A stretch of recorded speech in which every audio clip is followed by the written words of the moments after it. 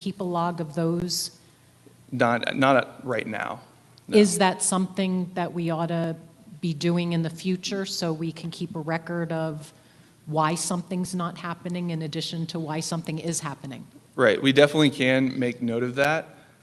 Usually the methodology that we follow is, let's take Flagstaff, for instance. There was a lot of discussion about tribal reservations in the north and eastern Flagstaff having a high percentage of Native Americans, and that potentially should be split to include the eastern part of Flagstaff in the northern District 1, I believe it was, or 2, sorry.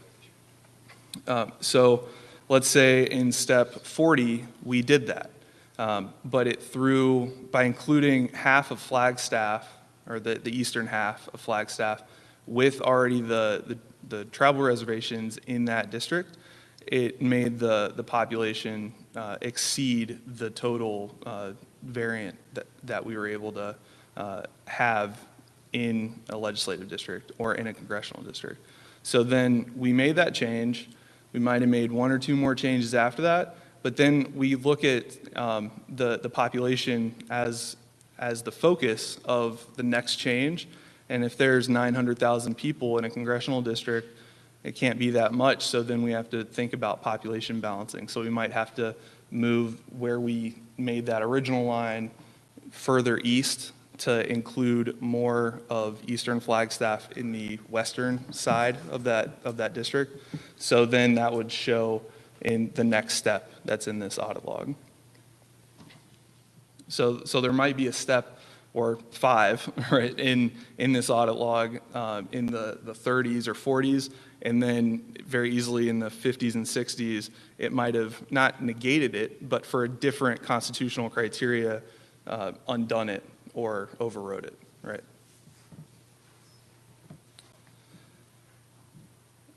All right, so let's see. We presented steps 1 through 31 last time. I can quickly go over some of the key changes we've made. We looked at, when we were doing this, instead of looking at specific districts, we wanted to look at communities of interest. We wanted to look at, in our consolidated notes, key things that you guys have said. So we looked at North Tempe, we looked at Mesa, how to handle Flagstaff, where best to split Tucson, how is Yuma County divided or included in a district. So what all would that look like? And hopefully our audit log reflects the changes, the actions that we've taken, how it's affected the district that it's taking from and the districts that it's adding to. So there are situations in here, like if you look at step 33, when we were looking at Sun City, we looked at Sun City, we looked at Sun City West, and we actually pulled from 3 districts that were in legislative 1.0, the accepted version, and we actually moved them to District 29. At that moment in time, that was 29. And I say at that moment of time because I could scroll down and there could easily be a Sun City change in this audit log and say from 29 back to 28. And so I just want to make that very clear that these are sequences in our workflow and how we approach this. It's not necessarily, let's take out steps 36 and 40 through 45, because we might have already done that later in the audit log. You can't really pick and choose. We can definitely take into consideration for future steps, like if you focus on a specific line item and say, well, northwest of Santa Cruz, don't really like how that fits. It would fit better this way. We'll take that into consideration and apply that moving forward. So you'll see that that change in the audit log in a subsequent version. So on here, I'm zoomed in. If I zoom out a little bit, you'll see that the constitutional criteria Most of these were community of interest, but you can see that we started to, once we took the communities of interest into account, then we needed to balance. So that's what the equal population, to the extent practical line item is. And then you also see some of these where we did look at existing county boundaries. We did look at geographic elements, roads, rivers that were mentioned, and those were taken into account in the shaping of these districts, and also how districts were split between districts. So, just scrolling through here, we wanted to focus really each one of these changes on either a specific town or city, community of interest. And with that, I will hand it over to Doug and Ivy for specific points of interest, and I can pan around the map and for discussion and talking points. If it would be helpful, we could zoom into specific areas such as Flagstaff, such as Tucson, and see how in this version how we've modified it, and then get your feedback that we can incorporate into the next version. Sure. Thank you, Brian. So I have a question, Commissioner York. Don't we have to approve this map before we give you feedback? Is that the process? I think, Commissioner York, they want to walk us through what changes were made, and then from that, we can move to approve it, and then after that, begin to deliberate. And for this, just for sake of organization, because we're diving into the legislative map, are you going to lead us through this iteration of the legislative map, and then we're going to begin to deliberate on legislative map, and we'll deal with congressional later? Or would you prefer to approve both as a starting point and then dive into the deliberations? Does it make a difference to you? I don't think it makes much of a difference to us at this point. The two maps have diverged quite a bit. So where on the grid we had kind of universal issues to address, that we could address both of them at once. I think now we're down to very map-specific questions for you, and requests for direction. But we're happy to work with whatever you're comfortable with. We can introduce both maps, and then you can start deliberating on one or the other, or we can introduce just the ledge map and then move to deliberation. Madam Chair. Do my colleagues have a preference? Should we just dive into legislative now since we opened it up? We'll begin Legal has a to. question. Excuse me? Oh, no, continue that dialogue. I apologize, Madam Chair. I do have a point to make after you're done. Okay. Yep. All right, so we'll continue, and then Brett, what's your point? So real quick, Brian, through the list, and I apologize if I missed it, can you explain, before you go into what the changes were made, can you explain what was not able to be done?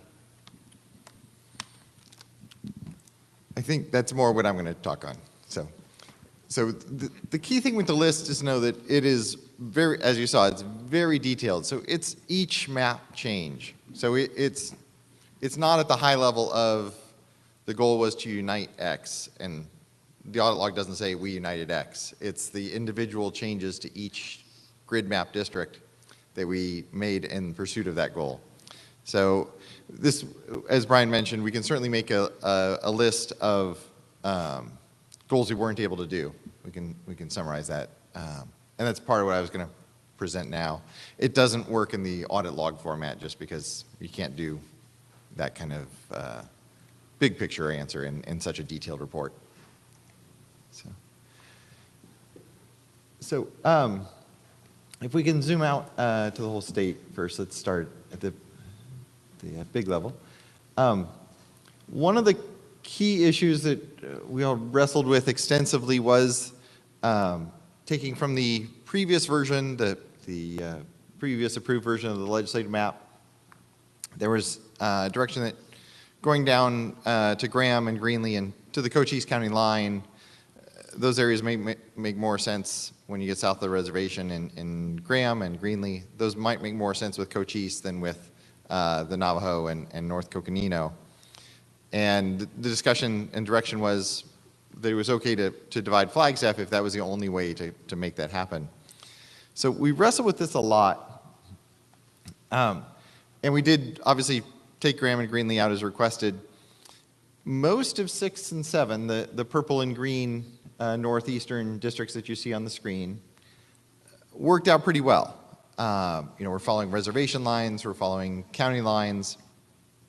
Obviously, there's flexibility there because we did divide Flagstaff. Essentially, it works out that it's divided at the what is it, I-80 and I-40 intersection there. If you're northeast of there, it's in 6. If the rest of Flagstaff's in 7. The challenge is that and then the left-hand side, the border between the 5 and 7 is the Verde Valley versus Prescott division of Yavapai County.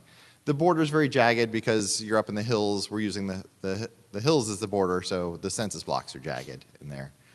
The challenge is that 6 and 7, once we got down to the lines that you see in the north, and then we got down to the reservation in Graham County and Gila County in there, we're still short. And obviously 6 could take from 7, but that didn't solve the problem. Then where did 7 go? So as you can see here, we end up getting that last population in Superior and Mammoth in eastern Pinal County. The other options would be to take a piece of Mojave County up north, to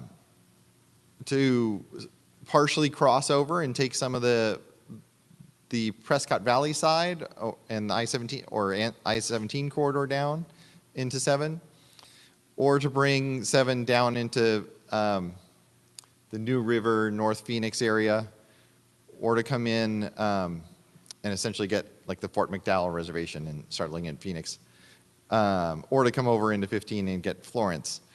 Anywhere you go along that border of 6 and 7, we need to get a little bit of population. It could be going back to the old version, if the commission wants, going back in to get Graham and Greenlee. It could be as shown here, the kind of Superior and Mammoth area. I should note, not getting into Saddlebrook. We're not getting into that area. We're just getting the Superior and Mammoth corridor there. Or we would bring, or coming west over to kind of the Florence area or west into Maricopa. That was a big challenge that doesn't work out. It's all driven by, of course, the slow population growth up in the current northeastern district. That district needs to grow to add people, as you heard about at the conversation at the public hearing about how low those numbers came in. So that on the big picture is a big challenge, and obviously it impacts a lot because if you come down into Graham and Greenlee again, well then you push 19 more into Tucson, that pushes up into 16 and 23. Everything kind of ripples around as a result of whatever decision's made. But that's a big choice. And so coming down into Mammoth and Superior is not a request of the commission, obviously. This was just where we had to go to get the population, or one of the options to go. The other big challenge at the big level, we did end up with essentially river district. You can see over in the west, District 30 is those counties down to the Yuma split. It was requested. So that's good. That meets kind of the commission discussion and public input for something along that line. Then when we get to D5, though, in Prescott and western Yavapai, that's kind of pinned between the Verde Valley and between the river counties. And so it comes down into Maricopa along that I-17 corridor. It does, as the commission requested, we take both sides of I-17. We're not using I-17 as the barrier there, as we had a lot of community testimony about how that community crosses the freeway and isn't, not to use a freeway up there. We are coming down there, and just to highlight the D5, D28 border there, the red district and the yellow district. The yellow district looks like it's coming up in an odd shape. That's the city border of Peoria. So it's not a randomly chosen thing. We're keeping all of North Peoria together there, and that's the explanation for that shape. For those that don't know the city borders, the north tip of Peoria is actually in Yavapai County. So that's why that district is extending up there. Then, yes, going into Phoenix. Obviously, there's a ways to go, as Chair Newberg was mentioning. This is just the next step in the map. This is far from a finished proposal. But there's a lot of discussion and options that we can talk about in there, how to specifically configure the districts. Can you zoom out a little more? There we go. Yeah. So we are moving over. Making me dizzy. So zoom out more so we can just see all the Phoenix. There we go. Thank you. And zoom down. There you go. So we are looking in that area at shifting the districts over and kind of talking about that South Phoenix, Levine region getting grouped into, as you can see in this map, we're getting D11. There's obviously a whole bunch of districts in there. The individual configurations in there, we haven't yet implemented, like following school districts or something like that. It was more at this stage getting those districts shifted over so we're not blending, say, the central of South Phoenix with, Ahwatukee and Mesa or anything like that. So we do have those districts shifted into that area, but obviously looking for a lot of direction on what specific community shifts within that small geographic but very densely populated area makes sense. And I should highlight the request of the commission, D29, the kind of brownish district in the sort of top left, that does unite the 3 Sun Cities in one district as the commission requested, so we were able to do that. So we're making a lot more sense now in terms of the commission's direction and via the commission's direction implementing the community requests, starting much more community-oriented in this map. You can see over on, the other one I didn't mention over on the east side, District 4, the blue district, is obviously the reservations coming in with South Scottsdale and Tempe. There was some direction about that. And then down in the bottom right corner of Maricopa County, District 14 and District 10 border with District 15 is the county line. So at this point, the District 15 is a Pinal. It's essentially all the Pinal County suburbs down, and then of Mesa, or suburbs may not be the right term, but the adjacent communities to Mesa, and then coming down to Florence in order to going out and getting the communities on the road out to Gila. So the big questions that we wrestled with and didn't really come to conclusion under the directions, but just kind of took a stab at in this map and are looking for direction. We're obviously looking for direction on everything, but looking for a particular direction would be how to finish that D6, D7, which currently is shown as Mammoth and Superior area. And then any direction regarding the Phoenix area and finishing that District 5 coming down from Prescott. Oh, and then we didn't show Tucson. Let's zoom in on Tucson. This actually worked out. We made big strides towards looking at where the community had offered feedback, and then the commission gave us direction. You can see now we have District 21 coming up from the south. That's Santa Cruz County, and then coming up into South Tucson. District 23 keeps all the reservation lands together, but they are not with urban Tucson. They then extend over to Yuma, which was discussed. And then you can see we start to get there with D20 keeping both sides of the freeway, the Marana and those communities that cross the freeway together. D17 being really the foothills and then coming down on the east side of Tucson, and D18 being a central Tucson district. With D19 coming in from Cochise, that's Cochise, Graham, Greenlee, and then coming in and getting the air base and the affiliated areas. The commission talked about that being kind of an aerospace corridor that made sense to go together. If you zoom out just a little bit to show the connection down to Santa Cruz County. You see and then the whole corridor from Santa Cruz to South Tucson is all united in District 21. So Sarita, Green Valley, all those areas. So I think made a lot of progress, achieved most of the requests from the commission for this map. But obviously this is just our next big leap in the progress towards a final map, and certainly look forward to your questions and directions on the next steps to take. Questions, but again, we will not deliberate and move lines until we approve this new starting point. So these are clarification questions at this point, please. Thank you. So I was wondering if we have a VRA analysis of this at this point that we could hear about. Yes, so can we bring up the spreadsheet?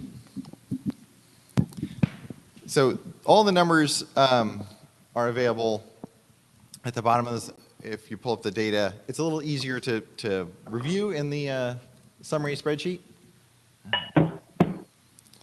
But yes, so we've taken kind of big picture steps towards VRA compliance, consolidating South Tucson with Santa Cruz, things like that. There's still work to be done, obviously. There we go, perfect. So there's two pieces to this. If you can scroll down so that we can see more, scroll down so we can see more districts. There you go.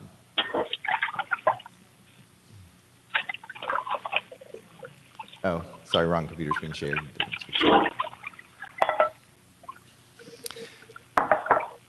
So what it breaks down to at this point, as they bring up the numbers, we'll get that too. Oh, here we go.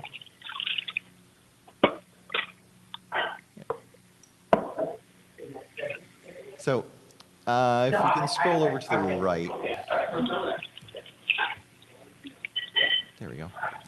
So you may remember Dr. Hanley talked about on the Latino side of Voting Rights Act compliance, the best method, as she recommended, was tracking the two statewide elections that involved white and Latino candidates. It's the 2018 governor's race and the 2018 attorney general's race. And looking at those results in areas that are heavily Latino. So if we go down the citizen voting age population column, you can see, it's hard to get on this screen, but District 20, I believe, is the 63%. You see that? There you go, right there.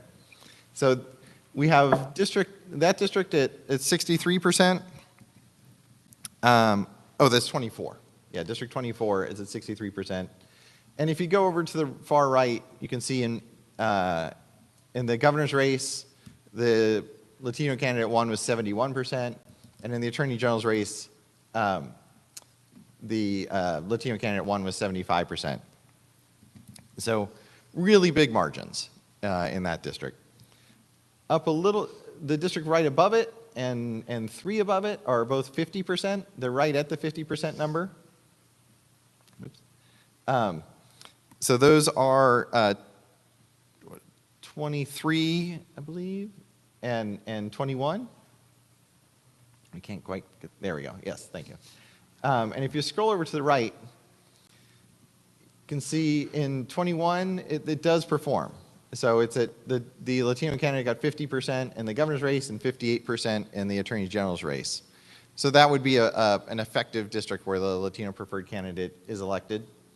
And then in 23 below it, this is right on the edge. So the Latino candidate for attorney general won, and the Latino candidate for governor did not win. So it's right on the edge there in terms of performance. Interestingly, right above it, and this goes to what Dr. Hanley was talking about it's not just the numbers, it's voting patterns and the community and the history and all that. The 47% district there, which is 22, it's below 50% at 47, but it performs. So the Latino candidate for governor got 53%, and the Latino candidate for attorney general got 58%.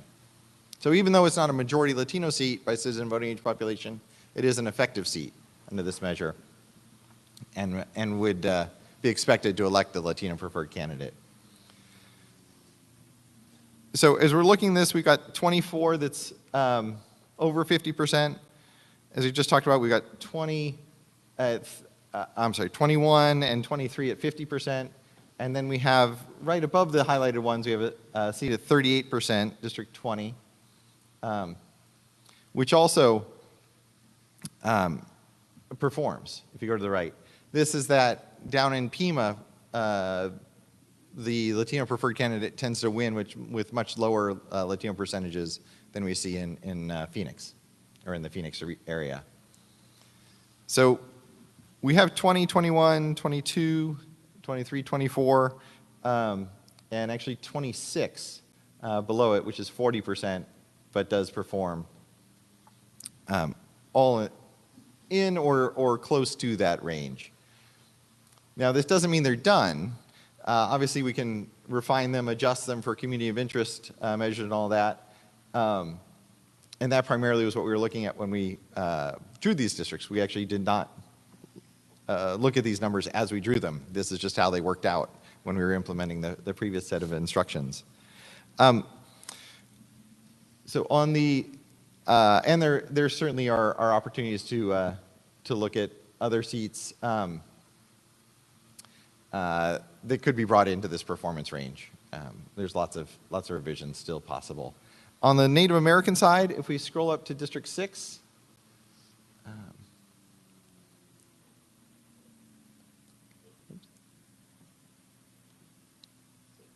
yeah, there you go. You can see just to the right of the 175,000 number is the Native American citizen voting age percentage at 57%. There you go. Yeah, to the left of what you highlighted there. Oh, no, I'm sorry. That's the total. I was looking at total population. You highlighted the right thing. Yes, so 56% of the citizen voting age population of that district is Native American. This is the one where Dr. Hanley had talked about. It is polarized. Because it's so short on population as currently configured, and as your direction is kind of look at those reservations and keep them together again in one district, we're really looking at just keeping that as high as we can with reasonable decisions on the community side. So it's very unlikely that we'd find a way to keep that number as high as it is currently, but we clearly want to do the best possible job we can, both from a percentage and even more importantly, from a communities that make sense to go with the reservations sense on that district. So that's kind of where these stand. And again, this was done, the directions we had, and as we implemented them, we were looking at kind of the big picture of voting rights regions and areas. We weren't fine-tuning by the numbers. This is really a first step. Thank you. Just as a follow-up with that, I know we've hired, from the legal perspective, VRA experts to also look at this. Could we get feedback? Is this the right time for feedback to get some insight on that as well? Well, should we not move along? Well, I'm just trying to understand the numbers a little bit, and then happy to move. I just want to just Well, get I some. appreciate that. We're just going to have 5 days of this, and this is not the final number. So. I understand, but it's just helpful for me to at least get some insight now. Doesn't mean I would like to just get some understanding as we start. Madam Chair, Commissioner, I think we can get a sort of a process update on that. Please. So a couple of things. Now we're, as Doug kind of mentioned, we were talking about big picture items, and now we're sort of at a district by district analysis point in the process. So much of what the VRA analysis comes down to is data analysis, and Dr. Hanley took us through the various methods of statistical analysis. That analysis can be done by our experts. We have finally reached a point, and there's been a number of sort of data issues I know that Doug's team has had to work through over the last couple of weeks. We finally sort of finished with that, I think, and got some clarifying questions answered just yesterday. So I think we're at a position now where our legal experts will be able to do kind of a district by district analysis instantaneously going forward. So when we enter next week, I think, with the iterations of the map, we'll be able to send to them, and then we're talking about within hours, get an analysis back. So that's kind of the latest. Unfortunately, because we were still working through the data up until yesterday, we haven't done a district-by-district analysis on this particular iteration. But I think my general observation would be, as Doug has already pointed out, there's a number of districts where we're sort of approaching VRA compliance. The open question is, can they be improved in some way?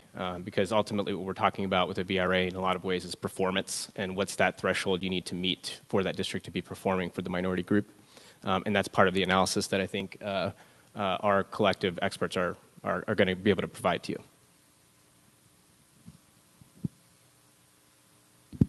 And I think what Commissioner York was probably getting at is it's just very early in the process. And so if we do a full analysis each and every step, I mean, that's not efficient. But, you know, we do need to keep in mind how we can maximize the minority representation. So thank you. At this point, Doug, would it make sense to ask the commission to approve this new starting point? Or is there any further explanation, clarification that you'd like to give? No, I think that's kind of where we're at on the report back. Okay. Commissioners, so I'd like to entertain a motion to approve the legislative district map 2.0 as a new starting point to lock it in. Again, please understand this does not mean that we are approving these maps. It doesn't mean that we're locking anything in. Rather, we're approving this as a starting point for today. Do I have a motion to approve this legislative map 2.0 as a starting point? I move to approve legislative map 2.0 as a starting point. And Vice Chair Watchman seconds. Any discussion?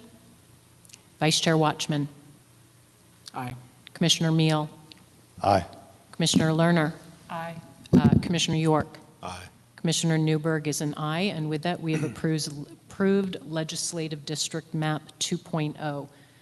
At this point, we can continue to dive into the legislative map and begin, deliberations and move lines. Or alternatively, for time management, we could dive into the congressional map, explain where we are, approve that, and then take a break.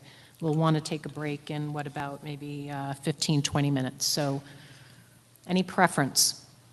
My preference would be to stay with the legislative map, but maybe take a quick break right now. Okay.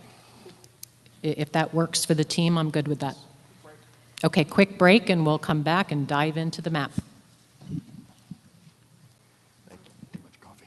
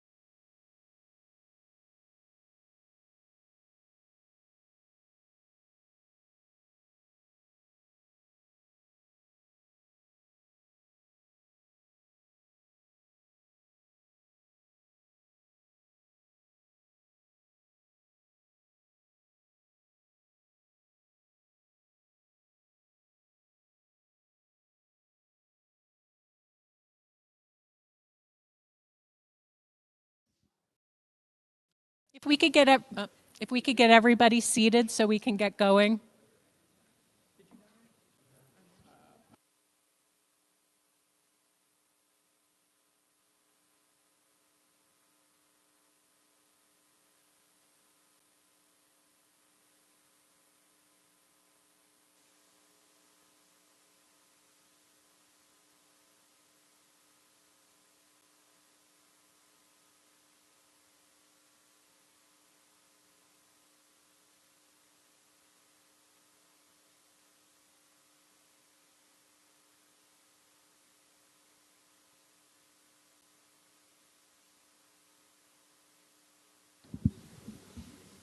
Okay, welcome back, everybody.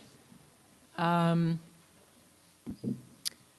am going to turn it right back. Oh, actually, I think we're at a juncture point where we are ready to begin deliberations on the legislative map. And so I understand that there's quite a bit of data there. We have 30 districts. I'm going to open up to my colleagues and feel free to dive into specific areas, one at a time, and not feel that we have to do all 30. And each and every, step will be progress. So I open it up to initial thoughts or reactions.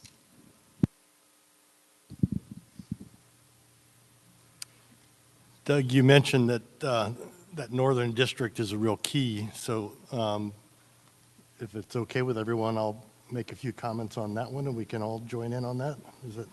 If you just say which number, It's really 6 and 7. I would like to suggest we take a little different look at it than what you had talked about, Doug. And we have heard a lot of people on the public comments and then on some of the presentations we've made where I've heard people say they don't want to split Flagstaff. I've heard people in the White Mountains and Payson say they don't want to be part of that northern district, the District 6.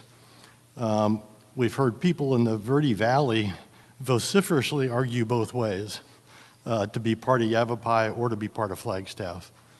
And then we have people down in the Copper Corridor who don't want to be, who have made it really clear they don't want to be part of what is now District 6, that northern district.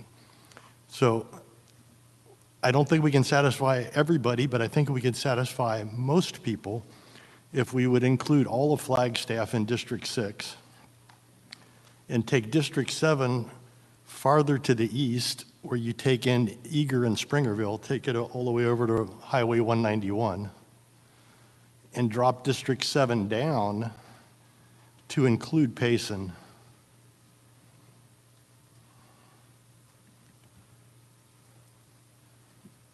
And probably down a little bit farther than Payson, but certainly to include Payson. I don't know how the population all shakes out.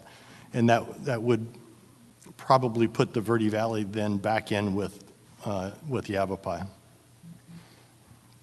But I think that would be worth at least looking at that and see how those populations goes. And then the whole Copper Corridor can go more into 19 or swing with something else the other southwest direction, but certainly not be part of 6. I resonate with some of that. I mean, I see Flagstaff as being a better fit in 6. I see Payson as being a better fit. Oh, I'm sorry. I want to make sure I have my numbers right. Yes, Flagstaff and Payson with 7. And I believe that's what I heard of the two things that Commissioner Meal mentioned. Those were two things that I resonated with. Did I get that right? Yeah, and I included keeping Eager and Springerville into 7 also, and leaving a thinner line on that eastern side of 191 that would connect the Apache Nation. Madam Chair, I guess I'll take that under advisement. My thought, though, is just the Native American count. I think I heard from Navajo wanting to look at least a 60% number there for that area. And so I'm not sure if that, by including Payson and Flagstaff would help, but I think we we're need to look taking at a that. lot of other stuff out that may help, so. Right, but I guess in the final count, I guess I'm just saying, it sounds plausible, notwithstanding how the Native American percentages come out. So that's important, because they were very emphatic about, having a district that has a larger Native American population than probably any other district in the state. And that's probably the only district where you could have a sizable Native American vote count. And I hope it works out that way. I think Yeah. it will, and Yeah, we could all wait and see how it turns out. I'm not quick enough to look at those numbers, but I just want to put that up there. And I hear that point. This is the legislative district to represent the northern tribes, and that is of critical importance. Could I, oh, go ahead. Okay, good. Commissioner Watchman, does Winslow resonate with the Navajo tribes as well? At this point, I would fair to say yes. I don't know what the population is of Winslow, but I don't have that in front of me. But I know that there's a lot of Navajos that do reside in that town. They have a Indian Health Center facility there, so it could. I don't have that information in front of me. 'Cause right now, Winslow's in District 7 on this map. Yes, it is, and so.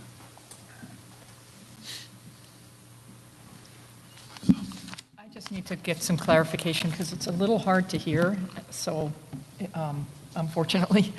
So could you just clarify, Commissioner Meal? And I apologize for having you repeat some of that, but the sound isn't traveling as well as I'd hoped. So I think you're talking about keeping Flagstaff whole in District 6, and then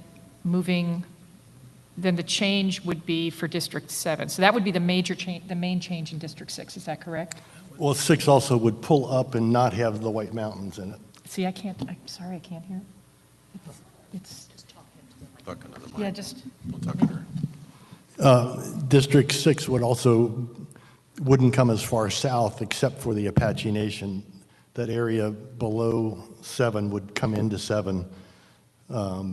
And a lot of that, and some of District 19 would come up. So District 7 would come down, District 19 would come up, or 15 over, but that area outside of the Apache area would not stay in District 6. okay. And then you would have Payson move from District 7 to District 6, is that what you're talking about? I'm just trying to understand. Payson would move from District 6 right now into District 7, and I think that's important to them.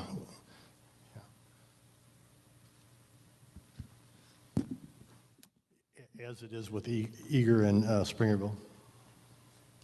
So Payson, Heber, and that whole, along that road, along 260 is what you're talking about? 191. Would go to District 7? Correct. Okay. Just, yeah. Madam Chair, there is one small community, native community, right south of Payson, the Tonto Apache, which we have not had the opportunity of hearing from them. But just to know for the record that there is a small community that adjoins or parallels, sits right next to the city of Payson, Tonto Apache. So I don't know how they feel, but I think that's a good point, and it looks like you could still connect them into the Apache and still have that all be they could be part of District 6. correct. Yeah. The other thing is that the Yavapai Apache submitted a map for that area, and I'm wondering if we could pull that up and see the difference between that for these districts, because I think their focus was somewhat in this area. So maybe we could take a look at that just to see what they suggested. Give us a second to pull that Yeah. up. As the mapping team brings that up, Commissioner Meal, I have a question. Eager, were you suggesting that that's going to go into 7? Yes. And so are you talking about a tiny sliver on the eastern side moving up into that Native American area south of Payson? I mean, that's, I wouldn't call it a tiny sliver, but it would be narrower than it is today in this version. It would be everything to the east of 191, outside of those city boundaries would then Okay. connect down into the Apache area.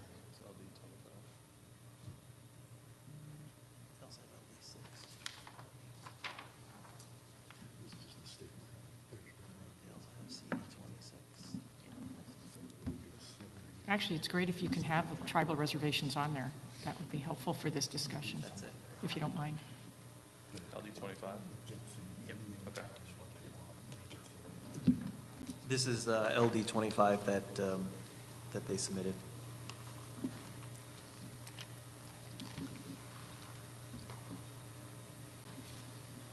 Was LD 25, is that the one that the Yavapai Apaches? And can we see then that a comparison between their map and the ledge map that we're currently looking at?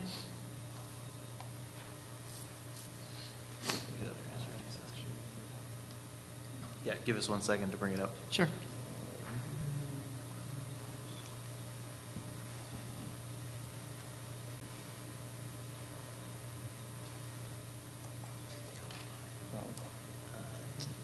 LD 6. Yeah.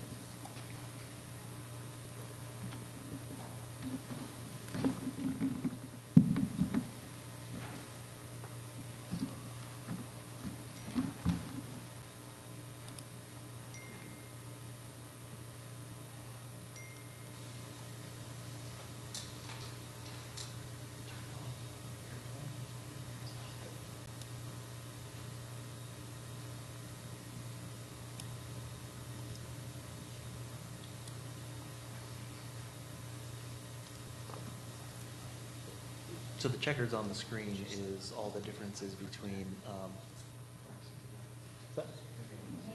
oh, okay.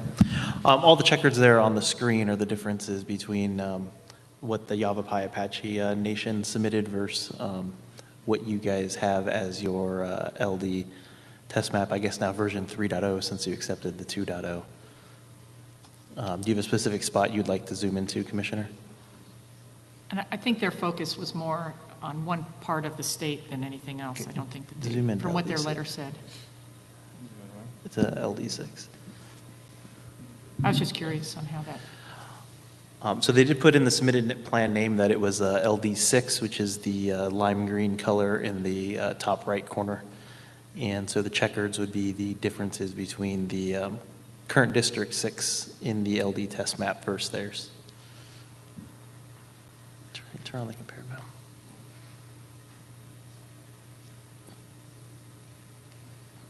Then turn on the active. It's a little, there's a lot of differences, obviously, as you're looking at this, but Yeah. the key difference is that the Apache reservations are connected via western corridor. So they're not coming down the east side of the state to connect the Navajo to the Apache. They're coming through through Coconino and Apache County, the west side of Apache County to connect.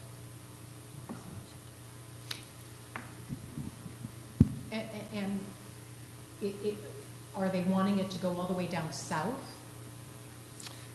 No, so Brian, if you can zoom up so you can focus on D6. So D19, District 19, the purple here, I think that's the result of how they've drawn it. D6, as they noted, is their focus. That's their proposal. Okay. So, but you do end up with the rest of Apache and Navajo County needing to go somewhere. Turn on the active one. yeah, it's a very different map. I just, because they submitted it, I thought we should just take a look at it as we're discussing some of these areas. Can we look at the Wallapai section of this map here? I've seen, this is our version, or the version 2? Yeah, this on the screen is Okay. is your version. The Yavapai tribal map. Turn on the other version. I see a little sliver on the west side of the Wallapai. If you look at the far left of the LD6, that right there, I don't know what that is. That little community, is that a community? Because is that outside of the Wallapai Reservation? I'm not familiar with that little area, but I did notice that on some of the tribal maps, and we don't have that included. So is that tribal allotted land? Because there's many forms of reservations, and so typically just the trust lands are included. And then tribes do have the ability to purchase lands, and it's not necessarily trust land, but it's owned by the tribe. Is that what that is? Yeah, is that the Off reservation. off-reservation On the lands? other one? Yeah. Yeah, it's identifying as off reservation trust land. Okay. Predominantly tribal member residents live Yeah, there? you can see right here what I've highlighted. Okay. Bottom left. Got it.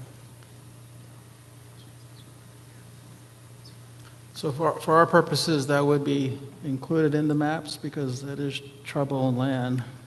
I think it's an excellent Yeah. point. I would support including it. Yeah. I'm sure there's not very many people there, but I was curious about the Oh, I don't- reservation boundary lines there. Yeah, I don't think Yeah. I don't think there's anyone in there. Yeah. The catch is, as with many tribal lands, it's checkerboard. Right. So it's one tribal section, one non-tribal section. I think it's all Right. zero population, but that's the challenge. The other point of fact, if you just kind of maybe zoom out, which I just learned not too long ago, is that on the eastern side of Arizona, the Zuni tribe does have lands right south of St. John's, but I don't believe they have any Zuni members there. It's on the New Mexico-Arizona border in LD6, but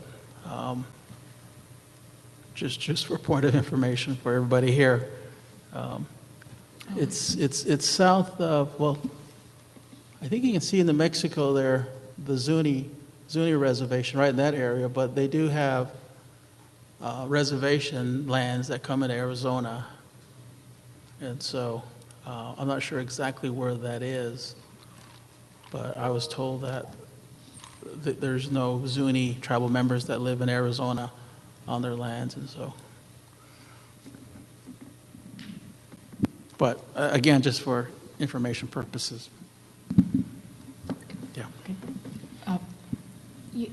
I wanted to look at, if we can go back to the Yavapai Apache map and with more of that western corridor moving south, are there communities of interest that might be disenfranchised along that corridor? Well, Brian, can you zoom in? Where's Flagstaff in this map? It's in red. Yeah. So zoom out a little. Okay, thank you. Zoom out a little bit. So the interesting thing here is that the Verde Valley is not with Prescott, but it's also not with Flagstaff. So Flagstaff is the red district shown. The Verde Valley is in district D6, I guess. And then the Prescott, actually, I think Prescott is with Flagstaff. Do you mind zooming in a little bit more? Thank you. Yeah, so actually, if you scroll down a little bit, I think Flagstaff and Prescott might be together in this. Can you scroll down to the bottom of the red district? Yeah, so this district puts Flagstaff and Prescott together in one district. And so that would keep Prescott with the Quad Cities, but not with Cottonwood, Verde Valley, et cetera. Am I correct?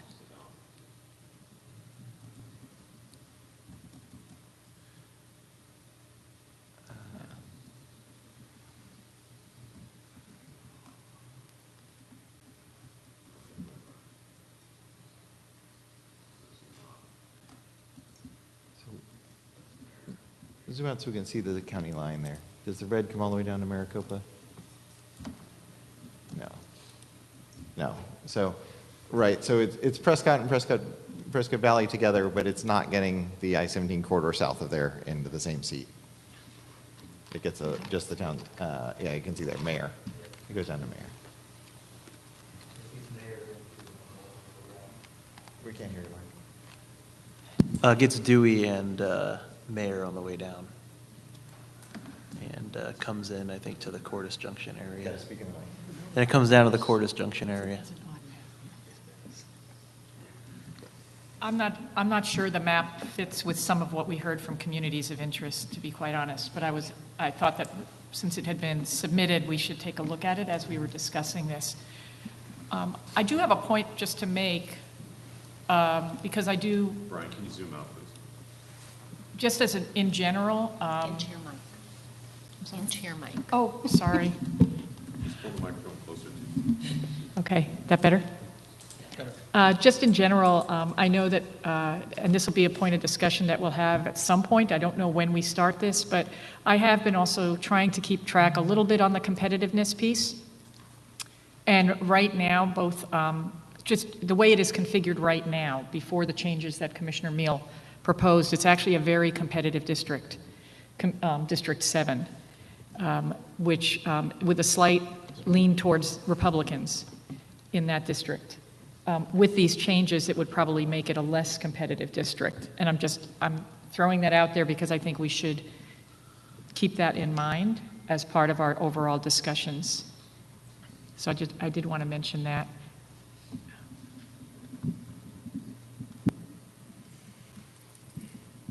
I hear that, and I concur that I support constantly bringing in all 6 constitutional criteria.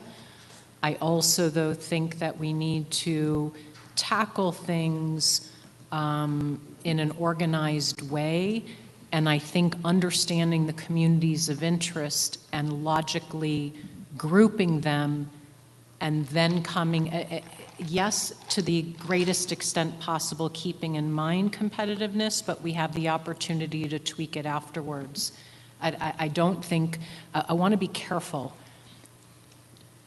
I think we need to be careful not to allow competitiveness to drive the entire organization of the map.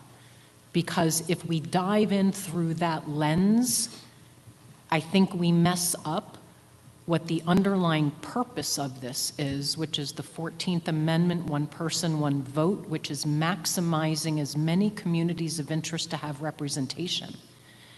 And so that's all I want to say. Madam Chair, when you mean logically organized communities of interest, can you explain that for me? I don't understand. So. Well, we identified 182 communities of interest, and I would like to do our best to maximize the extent to which all of them can seek representation. My only point is if we start in by constraining ourselves with competitiveness, I'm concerned that that will limit our ability to also focus on the 182 communities. Okay. Thank you.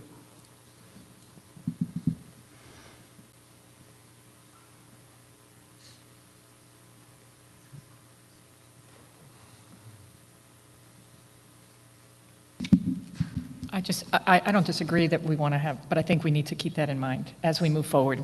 I think it's good for us to continually look at it, because there may be times when we say, and I'll be honest in this case, when I see something that's very competitive, leaning towards, like I said, in this case, it was leaning towards Republican, I still feel that that's a pretty balanced district as long as we are still keeping those other pieces in mind. So I think we can certainly look at this next iteration that Commissioner Meal has proposed and see, and part of it is just to kind of get a better feel for it. For me, I would like to be sure that we keep Flagstaff connected to the Verde Valley as part of that, whatever changes are made, because I think we heard that Verde Valley, Sedona, that whole group said we all want to be connected in that case, and I think you basically are still keeping that. No, actually. I've See, said this is where that the is the problem one is. thing that would be sacrificed. Of all of the, we had about 5 different areas of comments, and I think we can satisfy 4 of the 5. And there in the Verde Valley, especially if you look at the most recent comments, there's people that really feel strongly both ways on the Verde Valley being part of Yavapai or part of Flagstaff. And this last week's comments, the part that wants to be part of Verde Valley, part of Yavapai from Verde Valley was extremely vocal. And I know we've heard just as vocal from the other, but I don't think you can have Eager, Springerville, Payson, the whole White Mountain area is being sacrificed for that Verde Valley, where you have a split opinion on Verde Valley. So that's, my proposal does put Verde Valley back with Yavapai. And I guess I will say, when you look at the elected officials from those communities, as well as the population, more of those folks wanted and talked about the connection to Flagstaff. If we look at the mayor, the council folks, they were all emphasizing that area. It's not to say there weren't people on both sides. Of course, we see that with all communities, right? That there are people on both sides. But but we heard very strongly with that in terms of that. And the current configuration that we have would still include that. And what basically, I thought, I guess, and again, I apologize. Sometimes it's hard to hear, so I apologize for that. But I thought we were mostly focusing on including Payson into that, but not removing. I did not realize you wanted to move them into the Yavapai, because I feel that they were pretty strong about that break. And so I would suggest that we see that's my view. I guess I'm suggesting that we don't move them out. My priorities were including all of Flagstaff in 6, including Payson, Eager, Springerville, the White Mountain area in 7. I think that we can then look at what then happens to the Verde Valley. Yeah, if we could see what happens. Verde Valley, currently, excuse me, it's Commissioner York, Verde Valley is currently in District 7.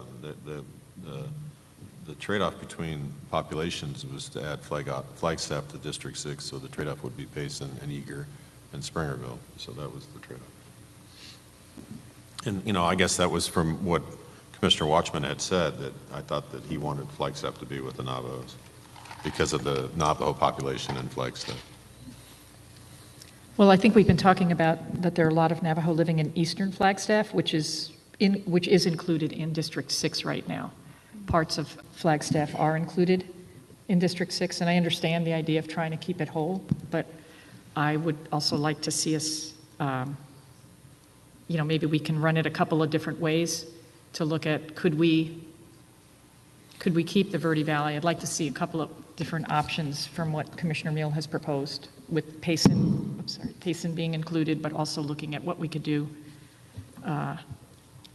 for the Verde Valley.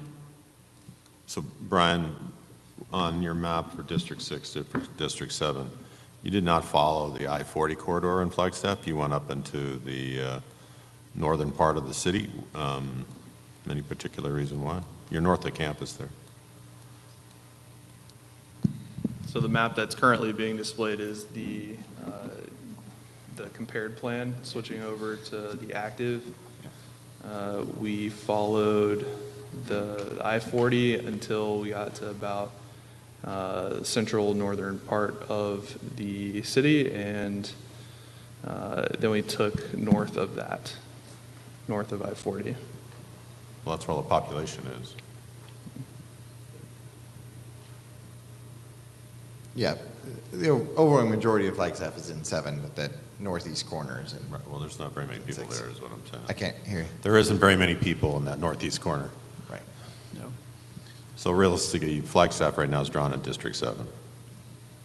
You make the comment that part of Flagstaff's in District 6, but realistically, I don't think it is. Sorry, I couldn't hear what you said. I said, I don't think that the Flagstaff is in District 7 at all, or District 6 Yes. at all. So the yellow highlighted here, Brian, can you zoom in on that northeast corner? So the yellow highlighting is the city border. So it's just that northeast corner in there. And there's very few people there. Right. There is one neighborhood essentially just in there as you go up. Was that I-80? Yeah, you can see that the concentration of streets in there.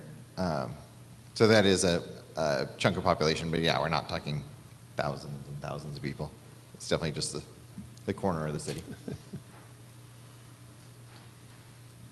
So back to Commissioner Watchman's desire to get the population of the Native American and Flagstaff included in District 6, in my opinion, that was not accomplished.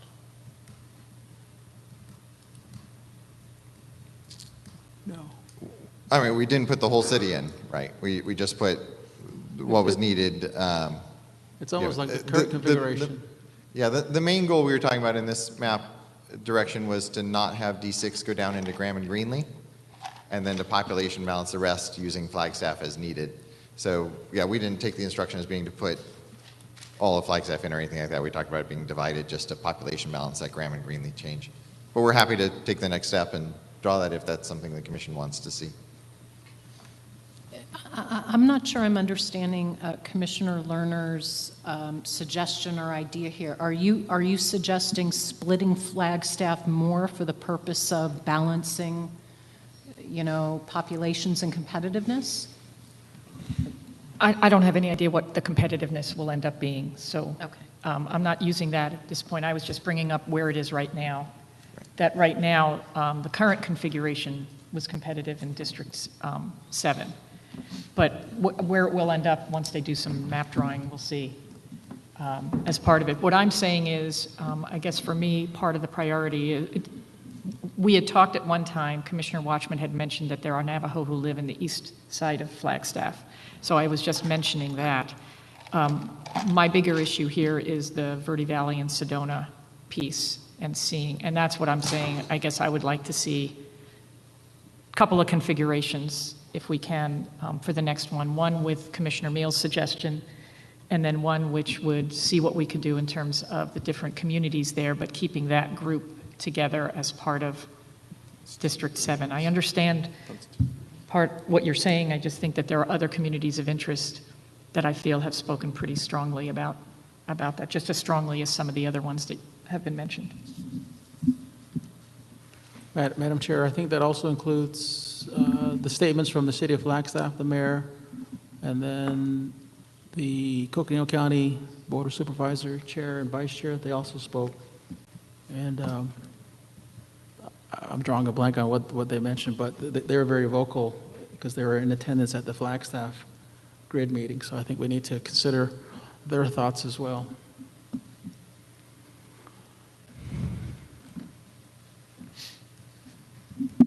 I concur with some of Commissioner Meal's priorities. I think, to accommodate Payson, the White Mountain communities, to bring them further into, 7.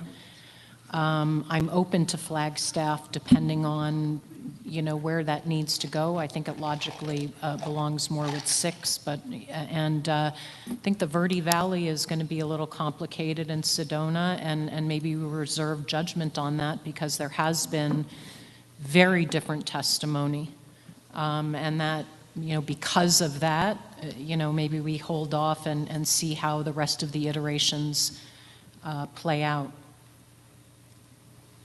Yeah, if I could, as we're looking at the map, Brian, can you zoom out so we can see D6 and D7?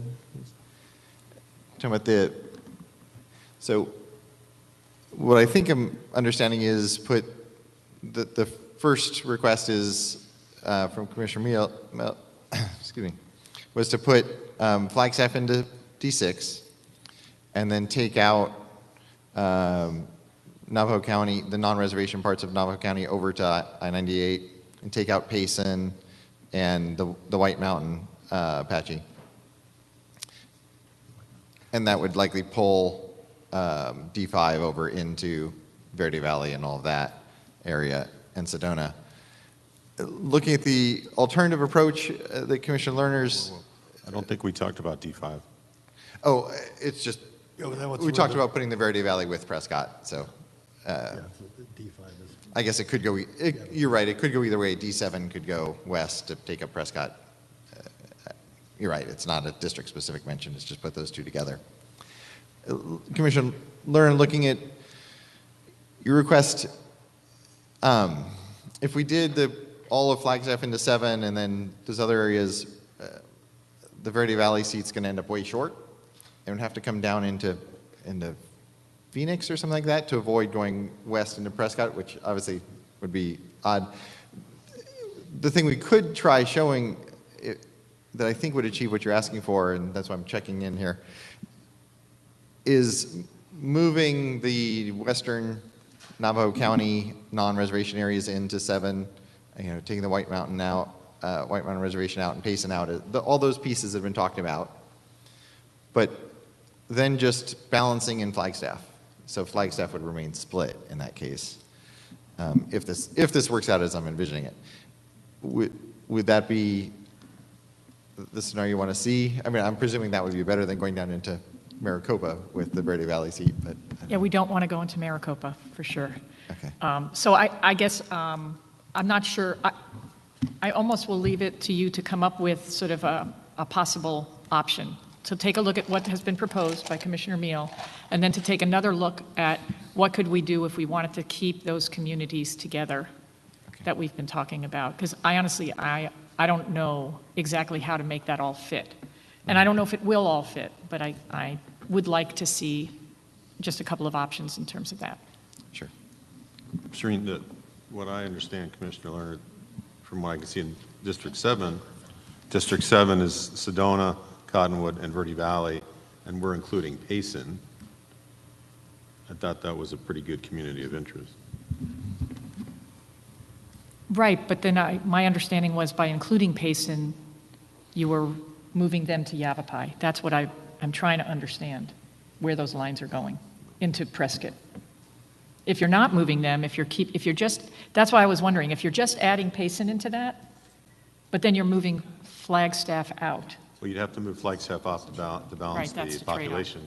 But if you kept Flagstaff just from the north I-40 corridor, most of that population of I-40 is different.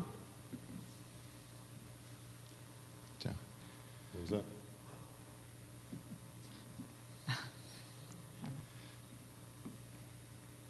So, as I heard the original request, it was to put all of Flagstaff into the same district with the Navajo Nation. Am I understanding? Yes. Correctly? Yeah. Okay. I'd like to at least look at that. Sure.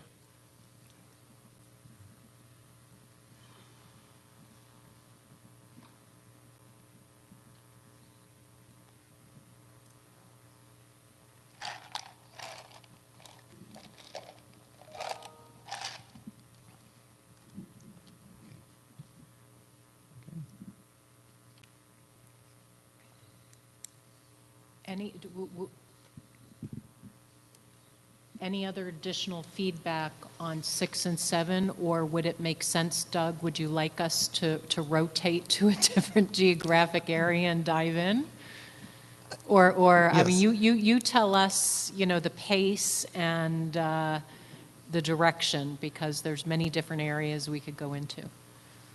Yeah, I think the District 5 configuration as it's shown in this map, where it comes down and gets North Phoenix and goes over and gets Wittenberg and those areas, wasn't a request. It's just how things kind of played out as we population balanced. And I think the same thing will happen as we implement the request we just got. District 5's borders will shift a lot. So if you have a specific input on that, we're open to it, but it's likely that district's just going to change a lot just from what happens next to it. So you don't have to open to that. So yes, if you want to look at the Yuma split, or look at Tucson, or look at Phoenix, whichever area you wish to jump to next, we're open to that. I suggest we jump into Maricopa County, which really needs a lot of work. Some of this was just still from the grid map, and start by looking at the majority-minority districts that we're going to need to create, because I think everything will sort of spin from there. I was going to suggest the same thing, because I think Tucson is really complicated. And I think that we can make some real progress in Maricopa County, because there's just some real logical communities. Yeah, I mean, one thing, just to go back to the comments I made earlier, if you look at District 11, we brought it into that, I don't know if it's actually getting Levine, but it's South Phoenix area, but it's also Ahwatukee. we're crossing South Mountain. Now, this district, by the numbers, I was kind of surprised. It performs. It meets those effectiveness numbers for Latinos and electing the preferred candidate in District 11. But this goes back to that point I made earlier of the numbers aren't the whole story. So very curious to hear from the community and from the commissioners your views of that L-shaped District 11. I guess it's light green, bluish green. The big open space with outline through it in the middle is South Mountain. And then it's getting Ahwatukee, part of Phoenix, to the southeast of that. And to the southwest, it's going into the South Phoenix region. So it's an interesting district. I would not have expected that to perform, just looking at it on the map, but by the numbers it did. So it meets our numbers, but we're open to feedback on that and the surrounding districts as to whether it makes sense from the community perspective. This may be a good opportunity to also bring up the Latino Coalition submitted, I believe, a legislative map. Oh, no, they haven't done their legislative maps. I'm sorry, they did their congressional maps. Correct. I have heard feedback about not wanting to split between South Mountain. I mean, that's a logical barrier, and, people are very confused about why that flow would make sense. And they are very different communities of interest. If I remember correctly, the Ahwatukee community wanted to connect with Maricopa, primarily because of the school districts.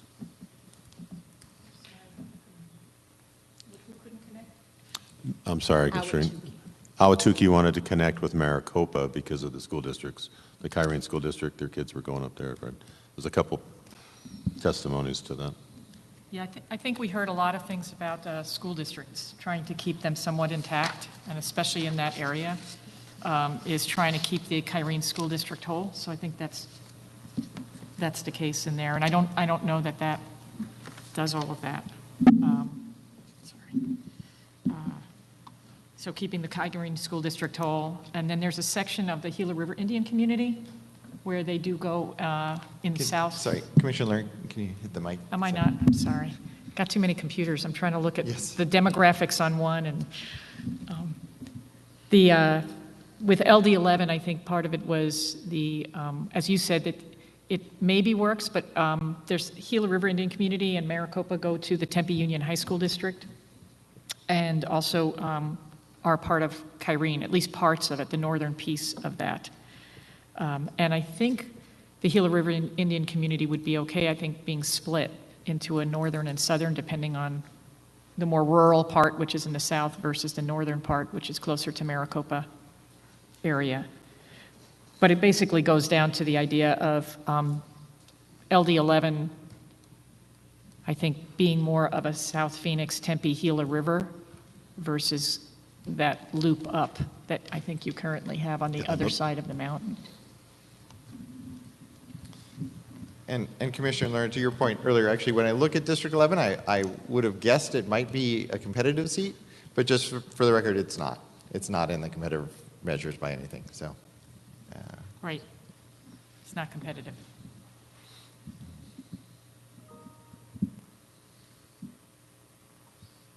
Well, let's talk about, because I think the overlay of the Hispanic Latino community up the I-17 corridor, the Alhambra district hasn't been, you've split it in half, it looks like to me. And so for me, I think 11 should run up that corridor, and the piece below South Mountain should go into another, maybe D16 or whatever, I don't know how the populations work. So I believe the Alhambra that's along, it's the 19th Avenue to 32nd Avenue, up the northern, basically down to the I-10 intersection. Sorry, you know the roads much better than I think we do. Are you talking in Tempe? No, I'm talking about in Phoenix. So There's a Latino neighborhood, or I don't know what you want to call it, I area think called. we may actually, I don't know if we can, Mark, can we put on the Latino Coalition's congressional map? That may be useful to capture the whole region. Yeah, I was pretty happy with the Congressional District 3, so.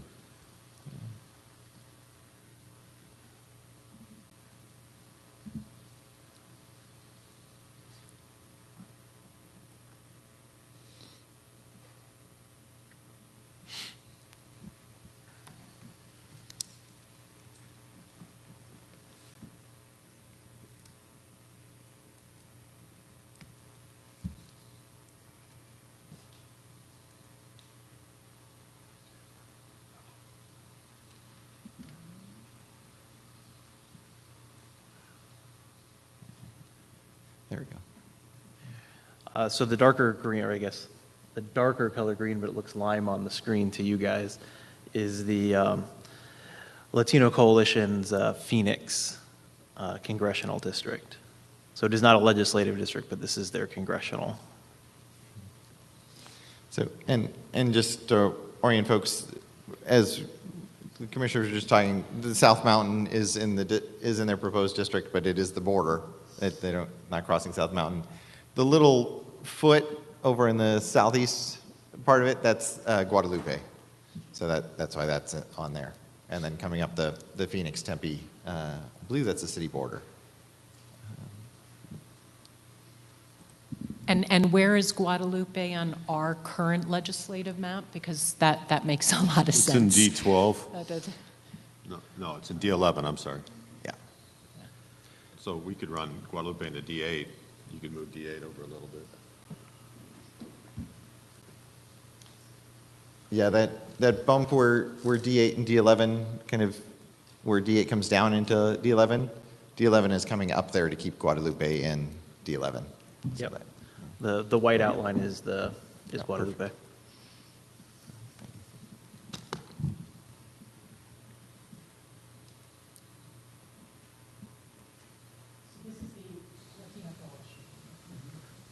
The congressional district that was shown was from the Latino Coalition, yes.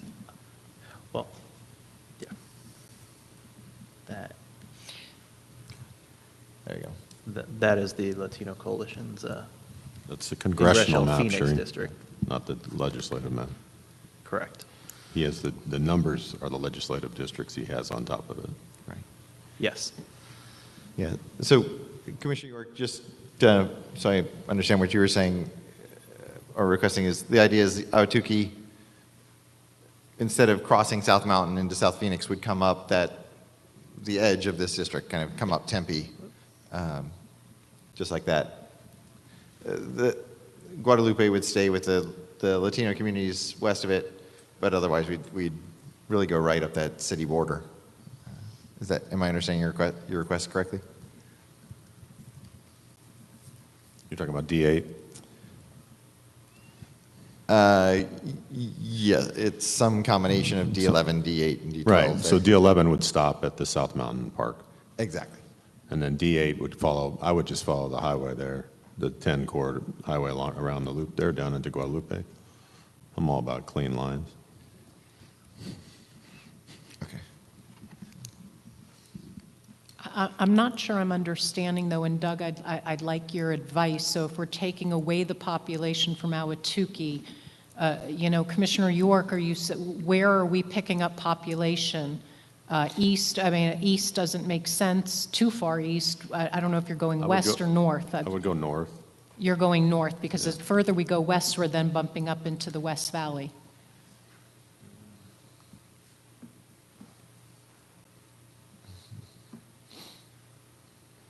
And I would go up to 51 and the 17, and I would push as far west as the 17 on that. Oh, I'm sorry, I'm looking at D8. Okay. At the end of the day, though, what's going to drive this conversation is this will eventually, this will be a majority-minority district, correct? And so, We've got to get 4 of these, right? it's hard. I feel like we're a little bit now giving suggestions blind. No, I got them in my head. No, I feel personally I need to analyze the numbers before, but go ahead. Well, no, you had a map, the Latino voting map. At some point, you showed us that in blue, if I remember correctly. It was the Latino percentage of the voting age population. Right. Yes. The nice thing about the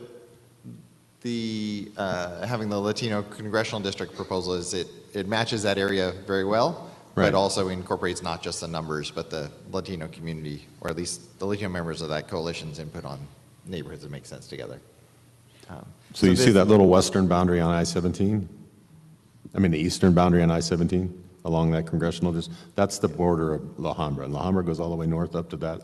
I think it's northern they have there. right? Or what is that, Yeah, northern? this is northern, right at the border. Right, of and what so they then have. it goes over to roughly 32nd Avenue? You're at 19th Avenue there? Yep, 19th Avenue. Yeah, and then the west side is 32nd Avenue, I believe? So, or maybe not. Depends which west side. Well, it's a bigger distance, so you could, Yeah.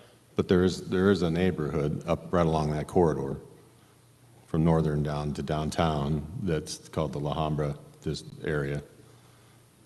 I've had it as far west as 32nd Avenue, but so in a legislative district, we need to take that into consideration from majority voter rights and the other things we're trying to consider. And as you're describing the borders, it's essentially, that's the northern part of the coalition's congressional district, correct? Mm-hmm. Okay. And I don't know what number you make it or how you do it, but I just think that is a voter block. Mm-hmm. Okay. I have to say, I'm having trouble understanding. I don't know if it's the sound that's just not. We can't hear you now. I was trying not to put that in the record, but I can't, I'm having trouble understanding Commissioner York is the problem. I think it's the way the sound is traveling, but by the time it gets here, I don't really, so I'm sorry, it's just not, there's some problem with me understanding it, and that's why I was trying not to put this in, on the mic either. Right. I think, Mark, if you can zoom out a little bit. So we can see that whole congressional district. And everybody speak super into the mic, please. Yeah, I think we should do lapel mics next time, because this is like rock star stuff, and I don't know if we're used to it.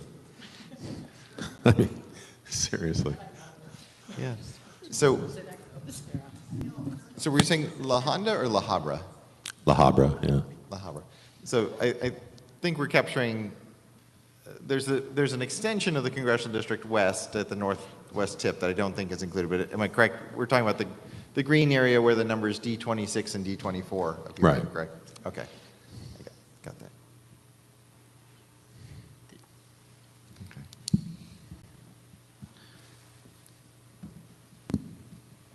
Okay. For very simple thinking, that I suspect we have a pretty good buy-in to what the Hispanic coalition is, or the Latino coalition has sent for the congressional map. And if that were the case, just mathematically, there should be 3 minority legislative districts that sort of get carved out of that, or 3 1/4 or 3 1/2. And I would be taking a look at that on the legislative map also, even though they haven't sent one in, that is where the population is and communities of interest are that we should be trying to work with. Yeah, the one clarification or input I have on that is, because I think you're definitely right. They're identifying a community of interest that is consolidating the congressional district. In terms of how many legislative districts,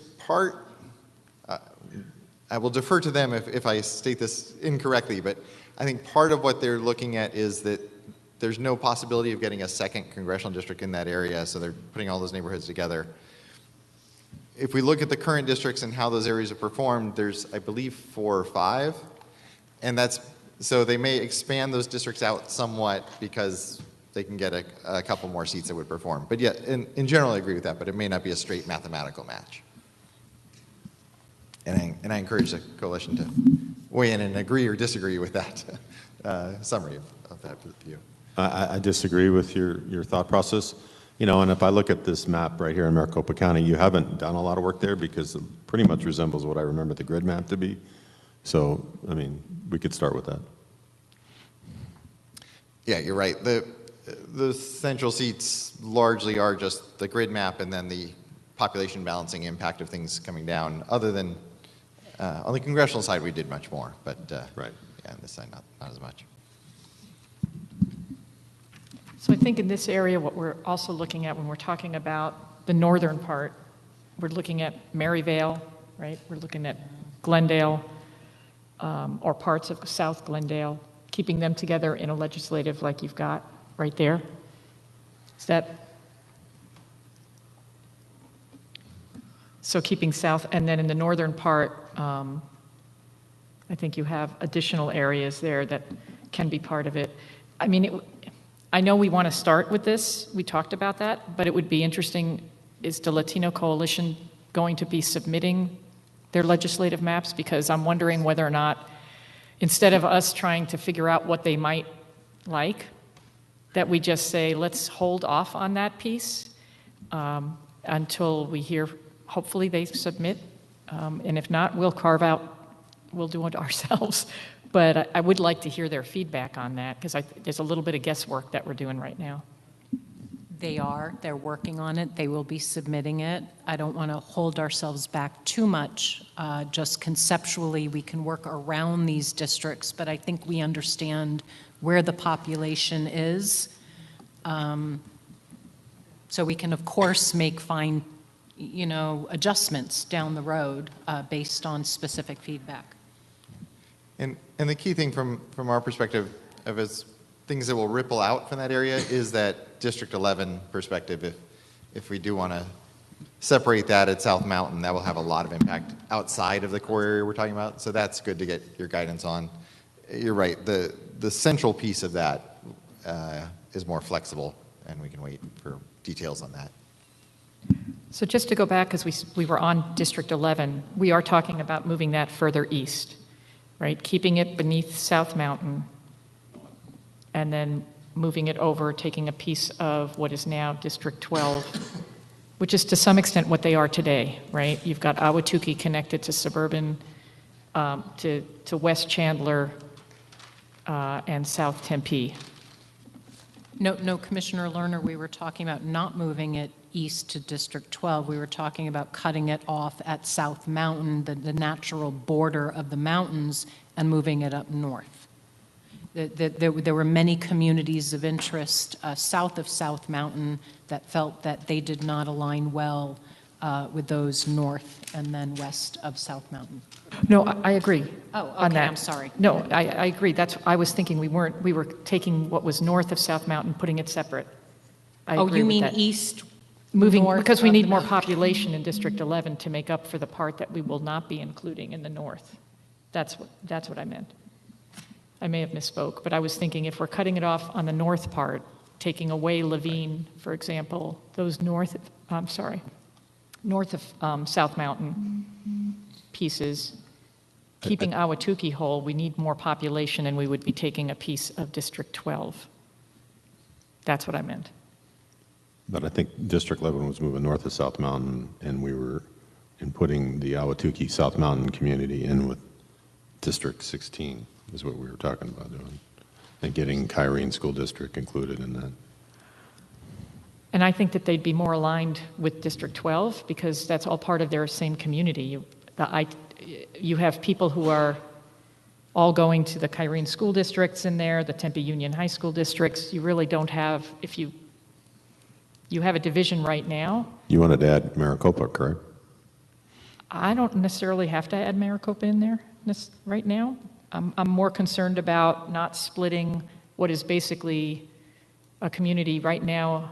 The I-10 is not an absolute boundary in that area, and we don't have it as a boundary right now. But I would see that there's a lot more in common with West Chandler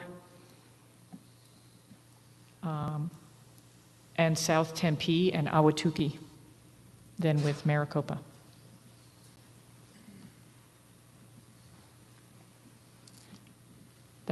That was just my thought. To make up for the population that we're not taking from the north.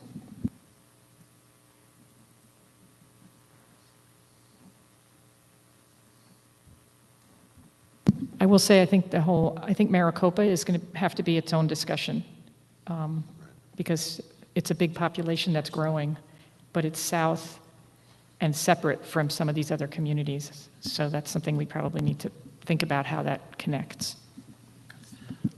The red outline on the screen is the Kyrene School District.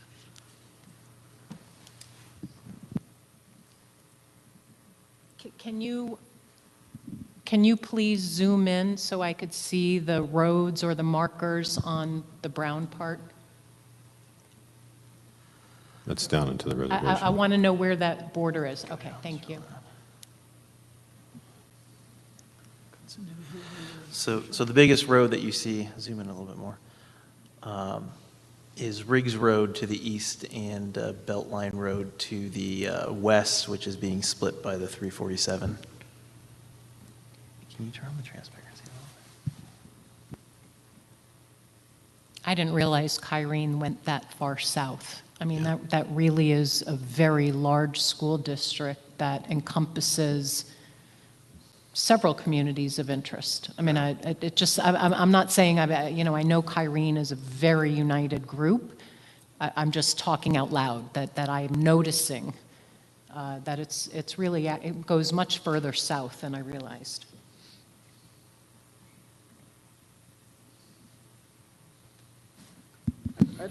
I don't think there's any schools though on the Gila River Reservation. Although Kyrene does include the Gila River Reservation, so. Oh, so, okay, so it's just in boundary only? Yes. That's I don't recall. actually an important point, that, is it just in name only, or are there actually, schools there? From what I can see, in name only, but. So Mark, right now you have D16 running all the way down into North Tucson, correct? You have D16 running down into North Tucson? Can you guys give me a little more trouble? This is ridiculous. Yeah. Yes, the mic is not baritone friendly. No, Jesus.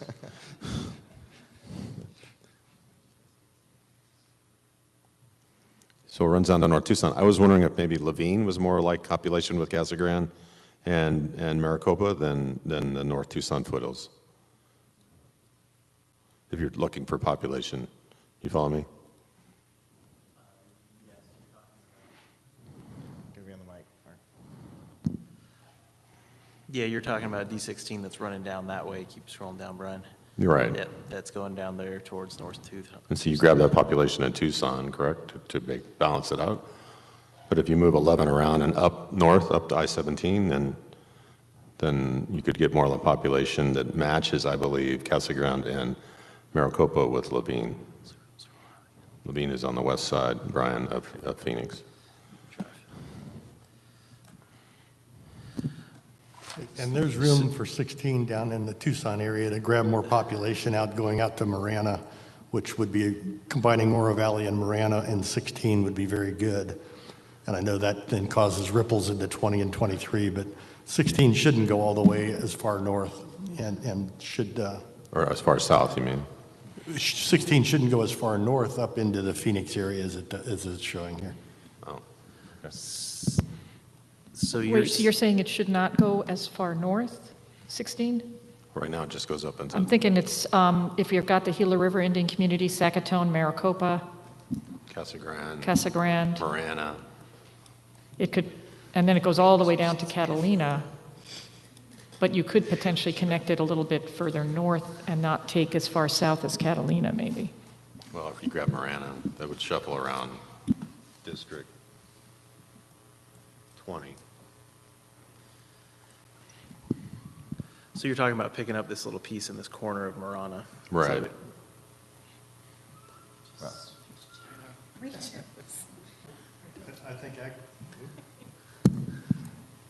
I think before, I shouldn't have jumped into 16 in Tucson, so I apologize.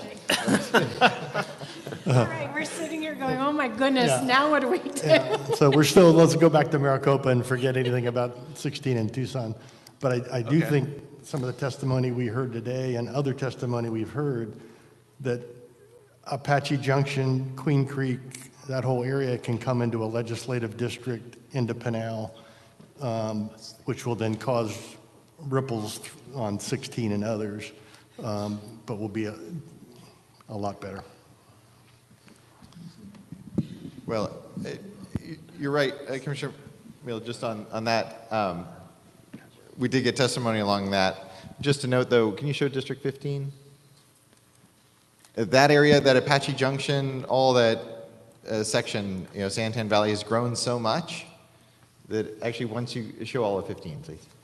All of 15. Once you get Apache Junction, Santan Valley, and Florence, you're done.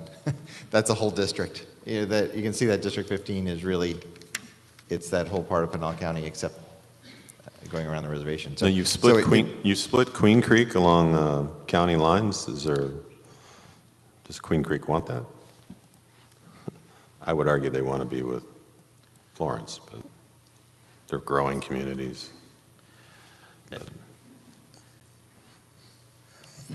Yes, we can take your, if you have specific direction on that, we can certainly work on that, or it's kind of been this is how the other pieces pushing in work out in that East Mesa area. You know, and as a strategy, I mean, you know, and Doug, we don't want to jump around if it's going to, you know, throw you off, you know, course or whatever.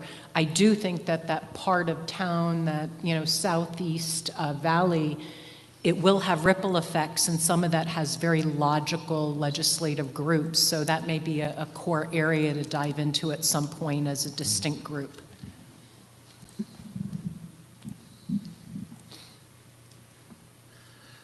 I feel like we're jumping around a little bit. Right. We are. And it would be helpful if we could maybe, it's hard to keep track of, we go from one, and so we started with District 11, and then we've jumped from around, so maybe we could, at least for my mind, maybe we can go back a little bit to kind of, if we're going to start with District 11, let's kind of look at how that might impact from one to another, and which will get us actually into Queen Creek fairly quickly, because Yes. they're all related. But if we can maybe since we seem to have started in the East Valley, Southeast Valley a little bit, would that be okay?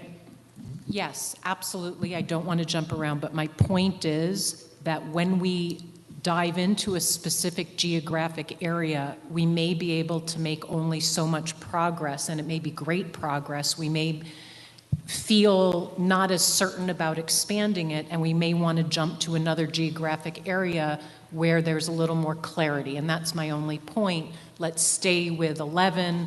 Let's build it out as much as is reasonable, logical.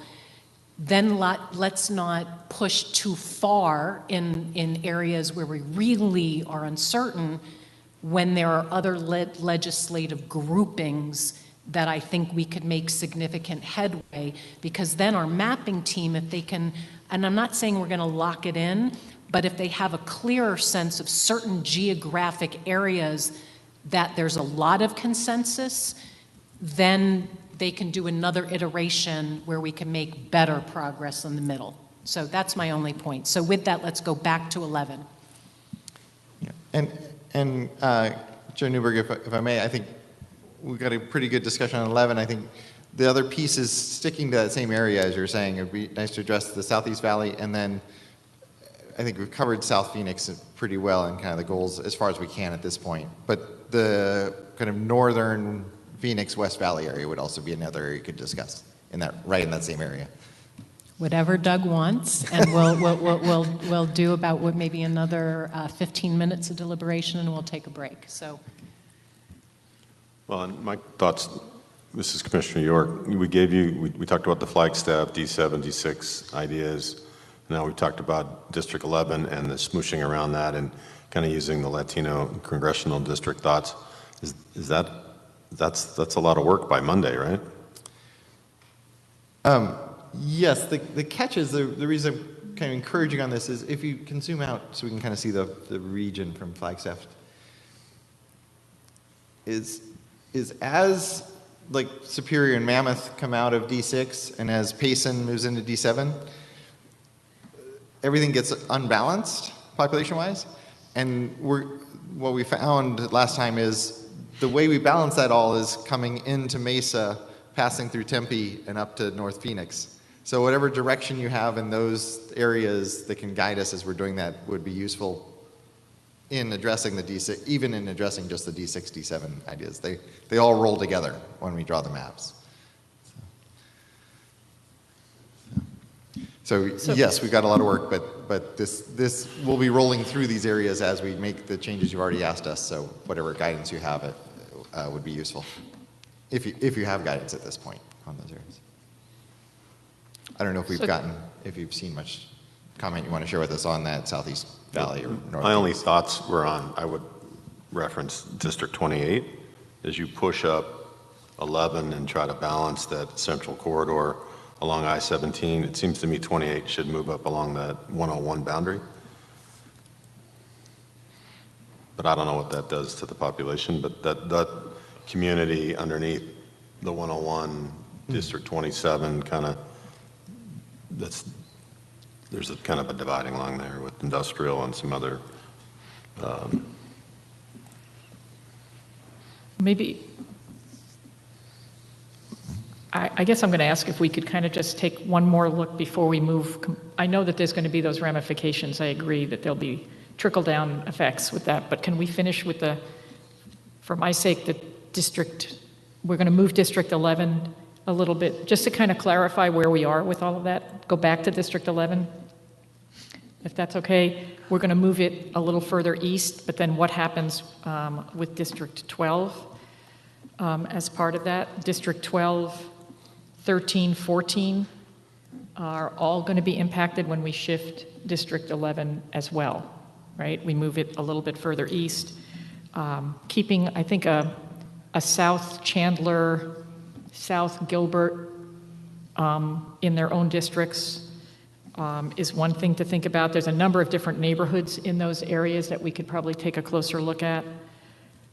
But as we look at moving District 11 a little east so that we cut out that northern piece, we can also look at least I'm looking at all of those that are related to there, District 9, District 8. The Salt River Pima Maricopa Indian community asked to be a part of Mesa, but right now they're not. So we want to move them into District 9 as well and keep that North Tempe, South Scottsdale, West Mesa, or Northwest Mesa piece with Salt River, which probably works when we move District 11 east in terms of population, if that makes sense. so Mark, the directions you're going to take, District 8's going to pick up Guadalupe, correct? Is that what we said? It's going to pick up what? I'm sorry. Guadalupe. Oh, yes, yeah. Okay, and then, so what are we going to call the district that's north of South Mountain? Because that's where I was confused. I thought that was 11, but Shireen's calling 11 south of South Mountain and now Atuki, so. The South Mountain one, that's now District 11? Well, it's divided in half. South Mountain Park runs through the middle of it. Right, it's divided in half. I don't know what, I guess So- when they redraw the maps, they can probably figure out those numbers again. I Right, don't know. but in my conversation, I had 11 moving north, and you have it moving southeast, so. Well, That's really the key question for you, and your request is, do you want, maybe to take it away from the numbers because they will be shifting, maybe do you want Ahwatukee going up through Tempe to the north, or do you want west, or should Ahwatukee go east and West Mesa go up through Tempe to the north? I think we're hearing both. Well, Tempe's currently got 3 or 4 splits. They have a north and a south split, but then they have a small piece that goes with Guadalupe as well. Yeah, it's not so much about Tempe as which piece goes up through Tempe. Should Ahwatukee go up and through Tempe and head north? Or should D12 come? Or I guess you could do, D12 could push north into what's currently D9, and then D9 would come over around. So really any of those three could be the one that pushes north to pick up that population that's going to be needed. Right. I think as you move to replace the population you lost in D11 and you go east, then you'll probably be getting parts of South Tempe Oh, yeah. as a part of that. And then the north part of Tempe can go kind of as it is almost, but with the Salt River, right, and South Scottsdale. Is that what you're getting at? And then what happens in D9, that West Mesa part is more aligned with probably parts of North Tempe as well as West Chandler. We talked about this, I think, at our last meeting, that there's a division in some of these communities, east-west or north-south, in terms of the populations. So shouldn't West Mesa go with Tempe? That's kind of what I think. Yeah. And so if District 8 moves west into the South Phoenix area, And you can move District 9 to the west into Tempe, and then Ahwatukee would slide over into District 12.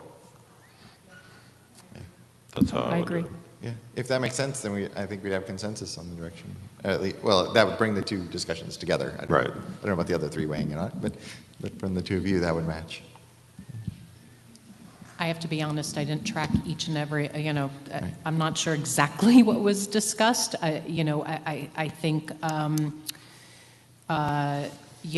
Tempe, South Scottsdale, West Mesa is a logical community that needs some cohesion. Chandler, north, south. I don't know if right now I got a bunch of feedback. I think Chandler might be divided into, 4 districts or multiple ones. We need to work on that there's, a northern and a southern. And that's what I want to say about that geographic area at this point. Yeah, I think Chandler could be probably into just 2 districts ultimately. I think there could be the west, probably the northwest part, which has been with Ahwatukee. Yeah. And then you get the other piece, which is closer in terms of to Gilbert and that area. So, yeah, it definitely shouldn't be into 4. I think the northern part of Chandler can go with Ahwatukee. It can go a little bit even with South Tempe, but the southern area is a very different territory that's more aligned with, Santan Valley, et cetera.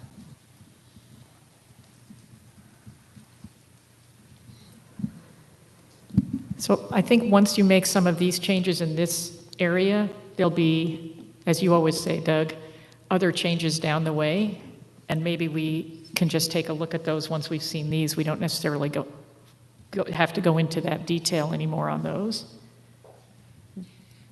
And I think, Doug, what I was alluding to earlier about kind of diving into different geographic regions, I want to be careful that we don't, because we start in this one geographic location, box us in with all the ripple effects and not do justice independently to these other regions. So that's why in my mind, I want to make sure that we do in fact jump around a little bit to make sure that 100% of the population is getting 100% of our focus.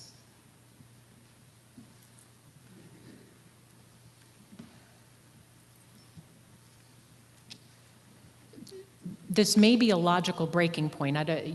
Is there anything else as it relates to the logical sequence of what flowed out of 11, which is now moving into the Southeast Valley? Anything to tie up these loose ends? Just one quick, I think is quick loose end. The question of the Gila River land, there was discussion of maybe it being divided, that part of it go with Kyrene and part of it go south of Pinal. Is that something you want us to try, or I don't know if that was actual direction or just discussion?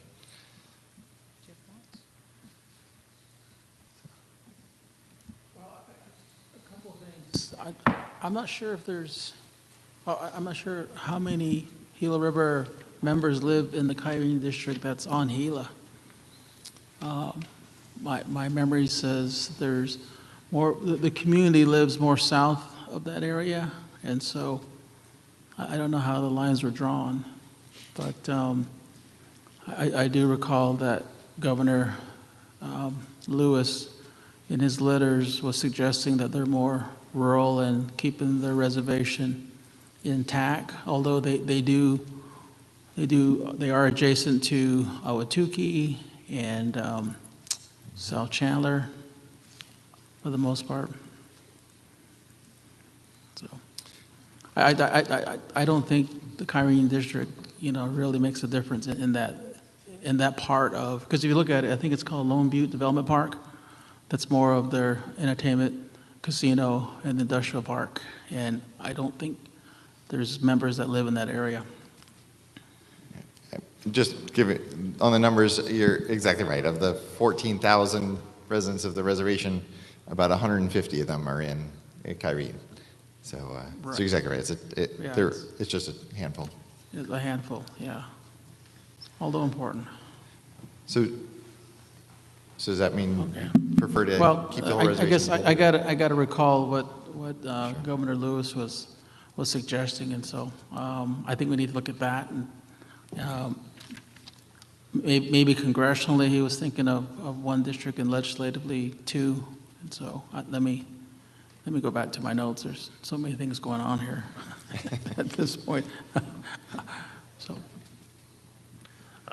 On the screen, there is the Kyrene School District from their website that's broken down per school. So you could also see the dip down into Gila River.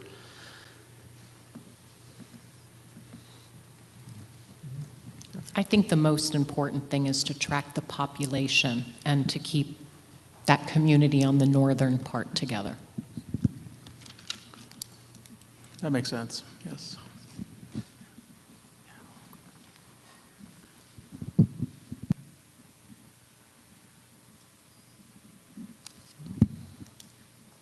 Any other questions from the mapping team? And if not, this may be a logical breaking point, and I believe we actually have lunch, so we'll take maybe a 30-minute recess. A question, are we still staying with the legislative when we come back? Or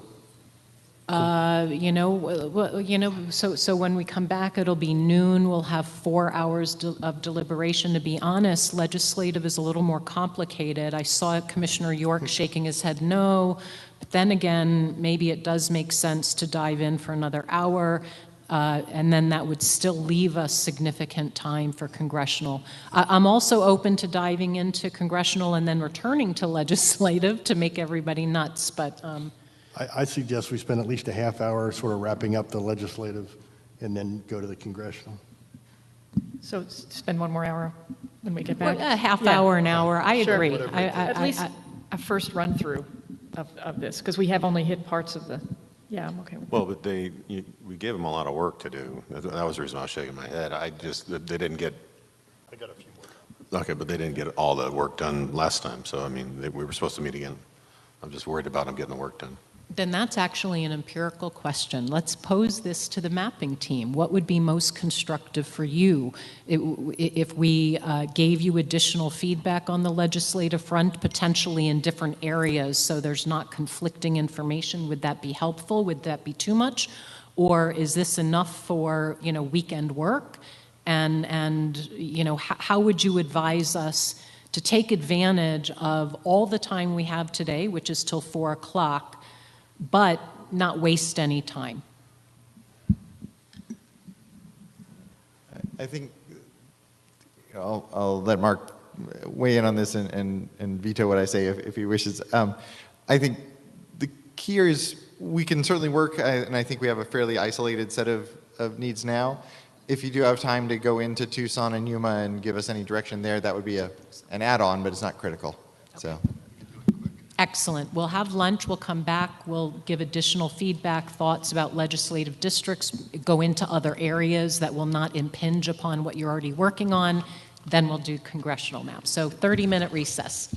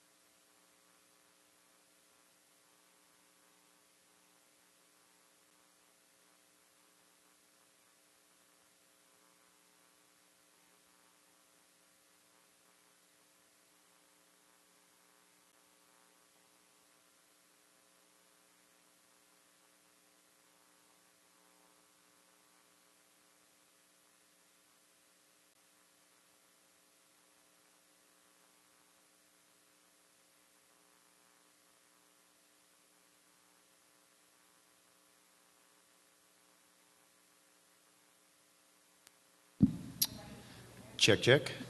Check.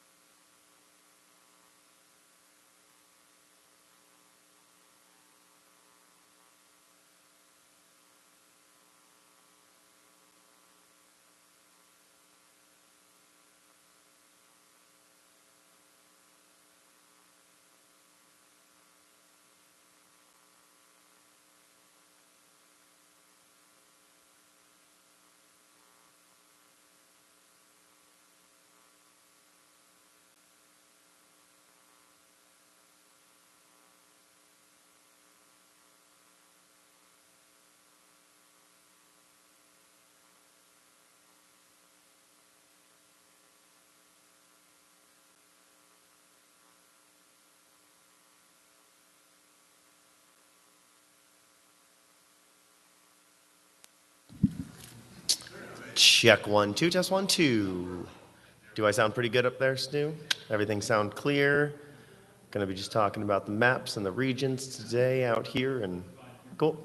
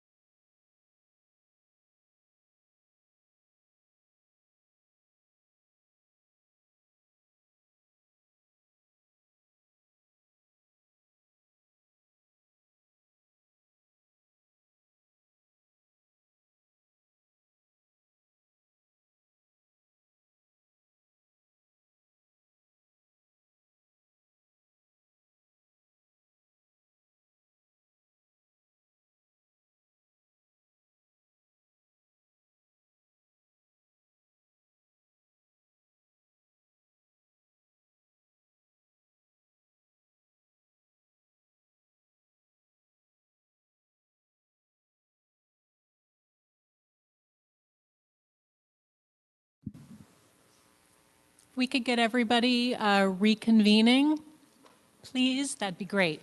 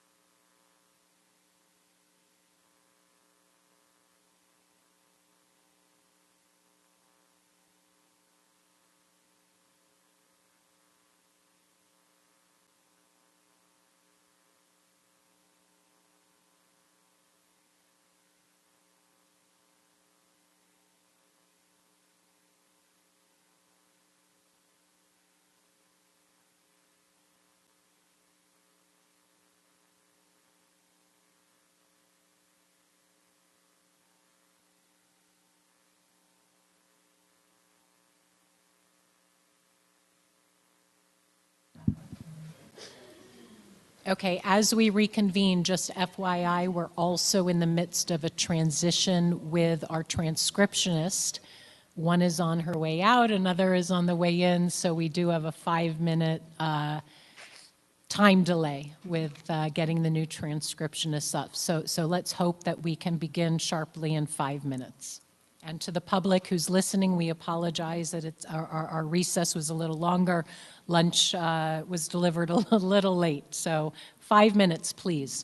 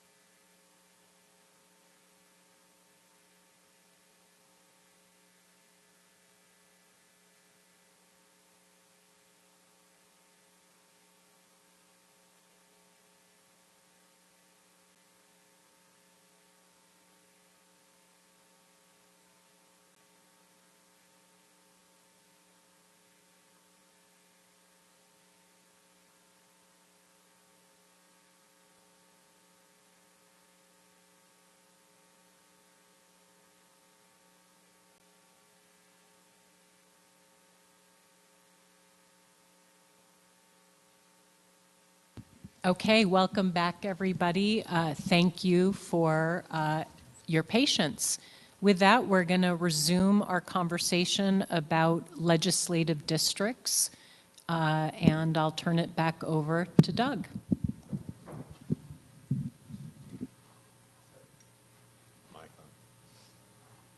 Okay, there we go.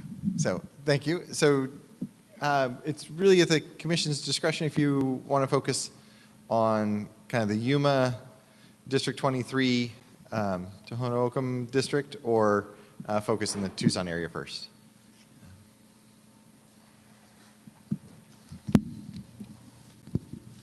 I don't have a preference. I think Tucson is more complicated. So what do my colleagues feel up to right now? I'm prepared to rattle off a few things for the Tucson area. Let's go for it. It would feel good to go into the weekend with a sense of accomplishment. But the maps are not up on WebEx yet, no? I know. Madam Chair, before we do that, just getting back to District 11, and I reread some of the information, and it does appear that Stephen Lewis, the governor of Gila River, did indicate that for the congressional districts, or yes, one district would be suitable for them, but legislatively, they're okay with a split. And so northern part adjacent to Ahwatukee and the Chandler area, and the southern part. And so no direction on where the split is, but they indicated for the legislative districts to be included with the two areas. And so just want to note that for the record. I think I said one district for the legislative. So, Excellent. Thank you. thank you. Saving us the trouble of digging that up. I appreciate you doing that. Yes, thank you. That's great. All right. A priority would be to combine Oro Valley and Marana into the same district. And it looks like District 16 should be that district, and that would be both sides of the freeway for Marana. And then District 17 should come all the way over to I-10, and that brings District 20 down quite a bit. District 17, since it's picking up population towards I-10, a little bit of the central Tucson should go into District 18, and then 20 and 18, you can play with those boundaries. And I'm not sure how any of this will turn out, but it'll be worth looking at and then working from there. So Marana, Oro Valley into 16, 17 over to the freeway, 18 scooches a little to the east, and 20 comes down and scooches a little probably to the east. Could you keep, I agree, Oro Valley and Marana need to be kept together with Casas Adobes and Catalina Foothills. Could they stay in LD 17 then if you combine them all? I mean, that would be a big difference to the district, I know. Marana, Oro Valley combined with it would be too many people. But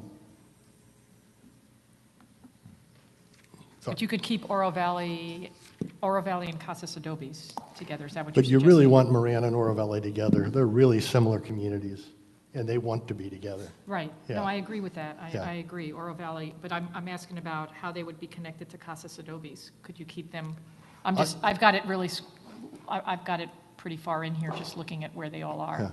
And it seems like Oro Valley and Casas Adobes might be good together. It would work together, but I don't think it's going to, population-wise, work together. And 17 is an extremely competitive district right now, leaning Democrat, and will still be with the changes I made. It'll actually be one of the more competitive districts in the state. So. Yeah. But it may lean even strongly Democrat.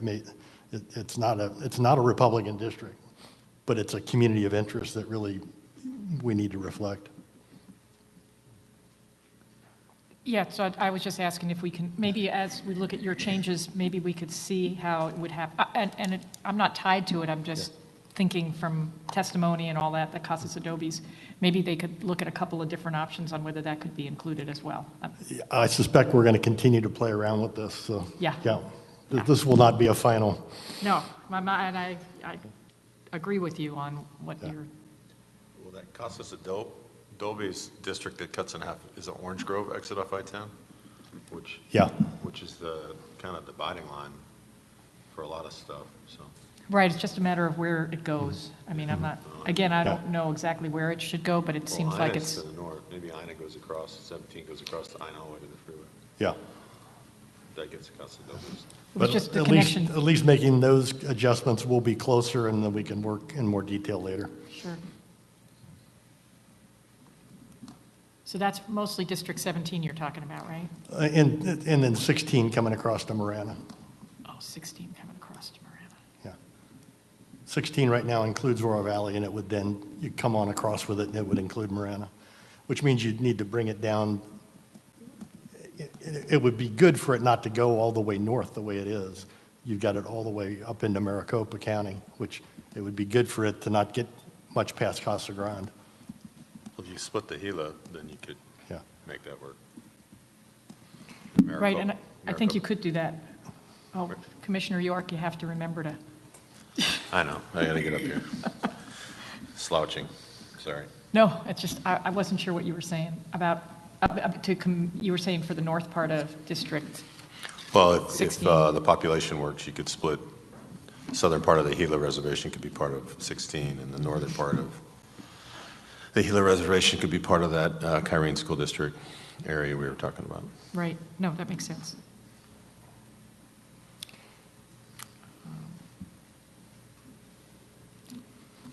And that's all for now. Do you know anything on 21, 23? No. I don't know anything either. So what, in terms of, okay, that's it for that, you were just talking about then the northern part mostly of Tucson, that's correct? Okay, Yeah, we may want to look in the southern Tucson area. We're likely to have a majority-minority district there to look at the Latino population. Yes. right, that's what I was looking at, was the District 21, a little bit? Yeah, 21 will meet the minority tests. Yeah, but it goes all the way up to, That goes all the way to the border, right? Yeah. Right. And that could to some extent, you could actually just have it follow parts of it, at least that northern part. I'm not sure whether it's there for population. I'm just looking at my little, there's that one little area in District 21 where it goes to the east of I-19. Otherwise, it follows I-19. Oh, never mind, not completely. Yeah, it takes in all of I-19. There's just that one part of District 23 that takes in a small piece of that. I didn't know if that was for population. Is that? That's actually a piece of the reservation. That's Thank the you. reservation together. That explains it. Great. I'm also wondering if it makes sense to bring up the congressional map of the Latino Coalition. If I remember correctly, I may be wrong. I mean, we're looking at so many maps. I think their congressional district rose all the way up to Tucson and touched upon that population. I'm curious about the boundaries that they had in the city limits.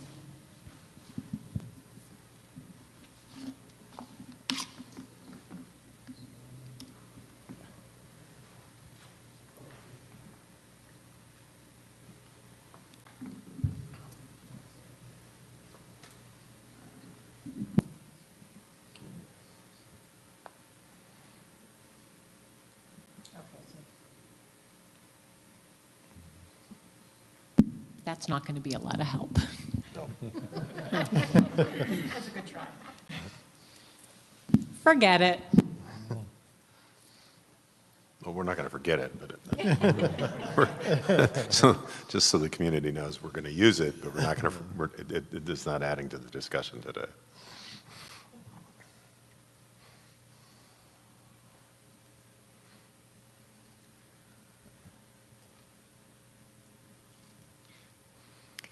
I don't have any further comments on legislative maps.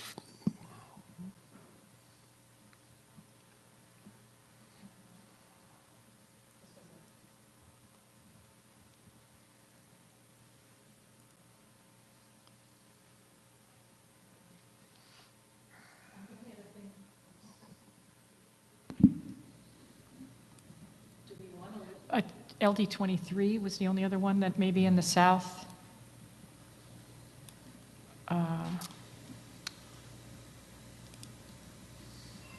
But it's a pretty strong minority. It is. I think it's, to me, I thought that was that was one of the two in the south that that we needed to keep.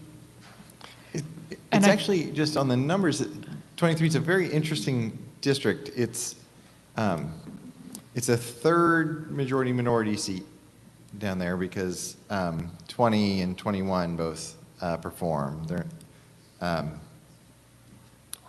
both are effective Latino seats. It's both a 50% seat that is right on the cusp. So it's the one I mentioned earlier that the Latino candidate for governor loses, but the Latino candidate for attorney general wins. It's also in our 7% competitive range. So it's a very interesting mix. And it's worth noting in Yuma County, it's not following the current split just because of population reasons, I don't think. All right. It has almost all of the city of Yuma in 23. Well, it follows I-8, which I think is appropriate. Okay. That was what I was looking for your feedback on, or what we were looking for your feedback on. The commissioners agree with me? Yeah, I think that it does. I'm sorry. No, I think it does. I think it takes out a couple of the communities. It does follow I-8, but there's a couple of communities that it puts into District 30, which I think works for them. Right. I'm confused, Doug, though, if this is going to be a majority-minority district and they elect a candidate of their choice only some of the time. I'm confused about the ramifications of that with honoring the VRA. It's a good question. It's probably a detailed question to defer till we have the legal team analysis that they talk about having next week to get a kind of more guidance. This is exactly the kind of guidance or exactly the kind of district where both that feedback would help and where local community feedback would help. You know, this kind of thing where it performs with one candidate, not with the other. You know, both are close races. Could be problematic or could be just fine. And a lot of that depends on the local. It's a lot to do with the candidate, I believe. Pardon? It has a lot to do with the candidate, is kind of what you're saying.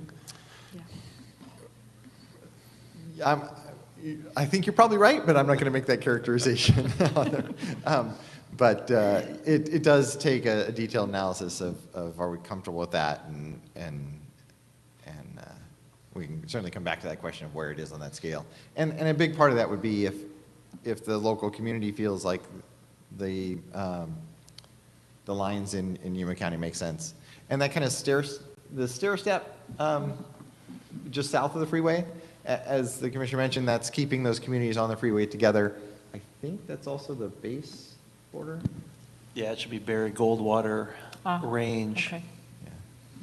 Yeah. So that's how that edge is actually quite well defined for locals because there's military guards on it. Don't want to wander onto that base by mistake. So. I was seeing that Welton, and is there another one? But Welton would be then in District 30, which probably is something they'd prefer. Right. Okay. Yeah. Okay. And I do think we may get feedback from people in Yuma that would make us want to adjust this somewhat, but I'm fine with how it's showing right now until we get more feedback.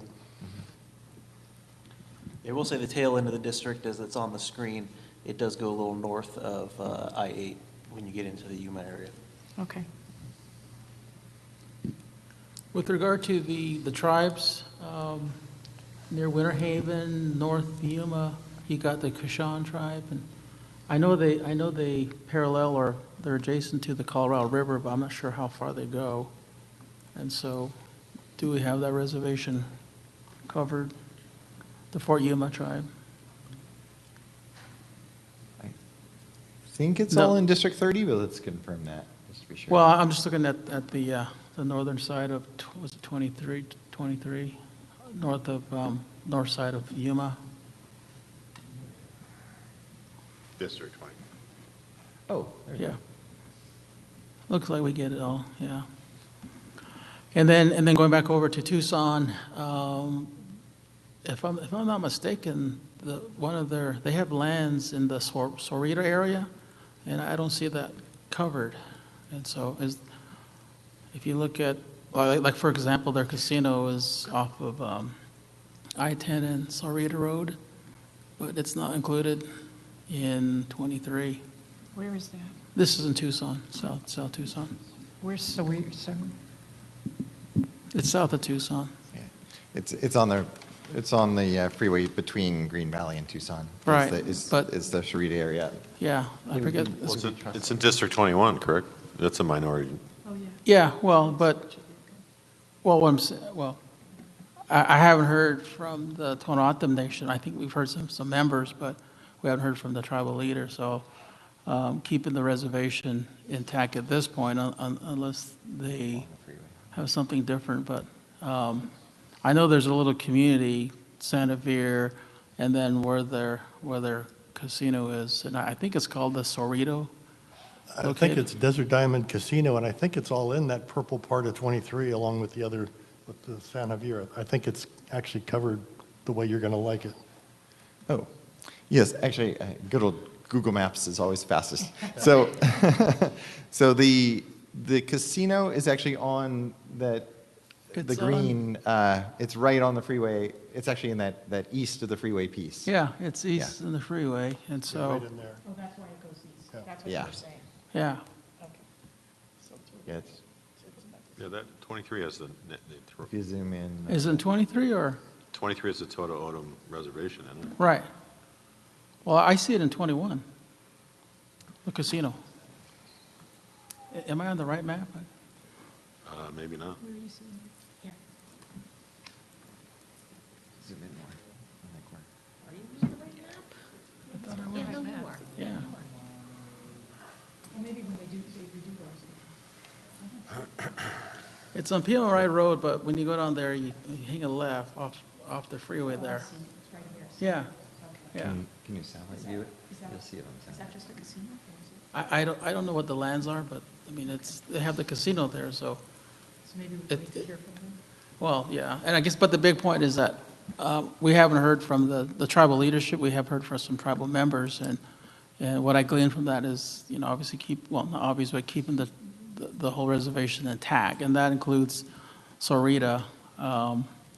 I think there was also some inferences of keeping it close to or within Tucson, but we need some more feedback. Yep.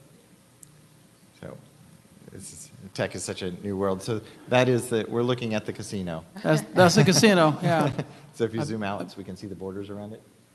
There you go.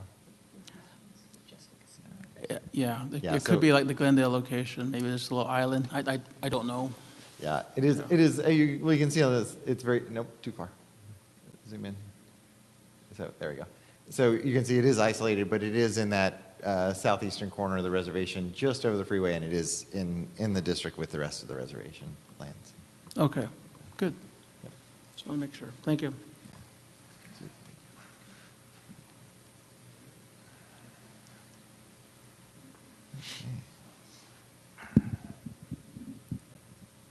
Any other conceptual feedback areas of the map that would be constructive, that maybe in a different geographic area that doesn't have as many ripple effects, that, or if, this is enough, that's good too. Just for those watching who may listen to the Yuma conversation and dig into that, the challenge with the reason that District 30 has such a small piece of Yuma is that is really just about all that 30 can take, population-wise.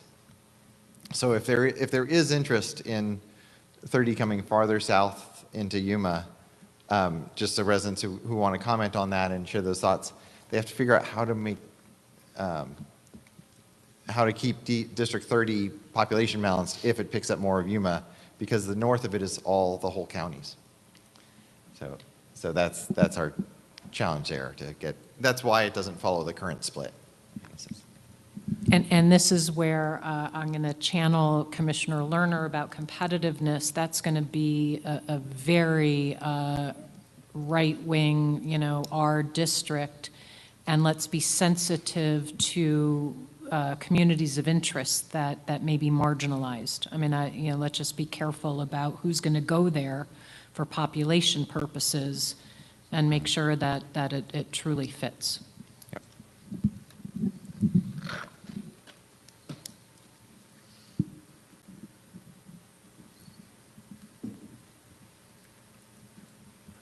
So do we approve this, or they go to work? They go to work. They go to work. One more thing for 23, I'm sorry. I'm looking for the Pasquayaki Reservation. It's off Valencia Road,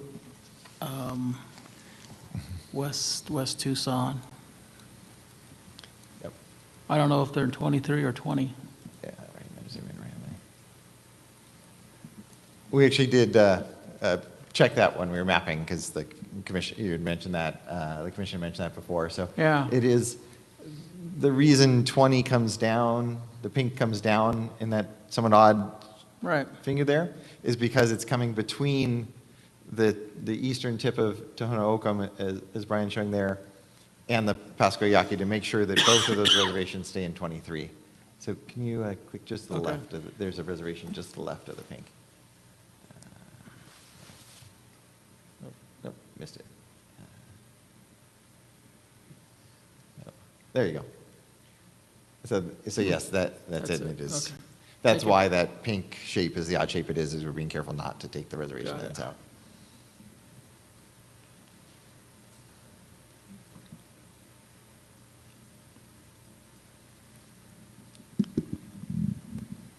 Anything else on the legislative front?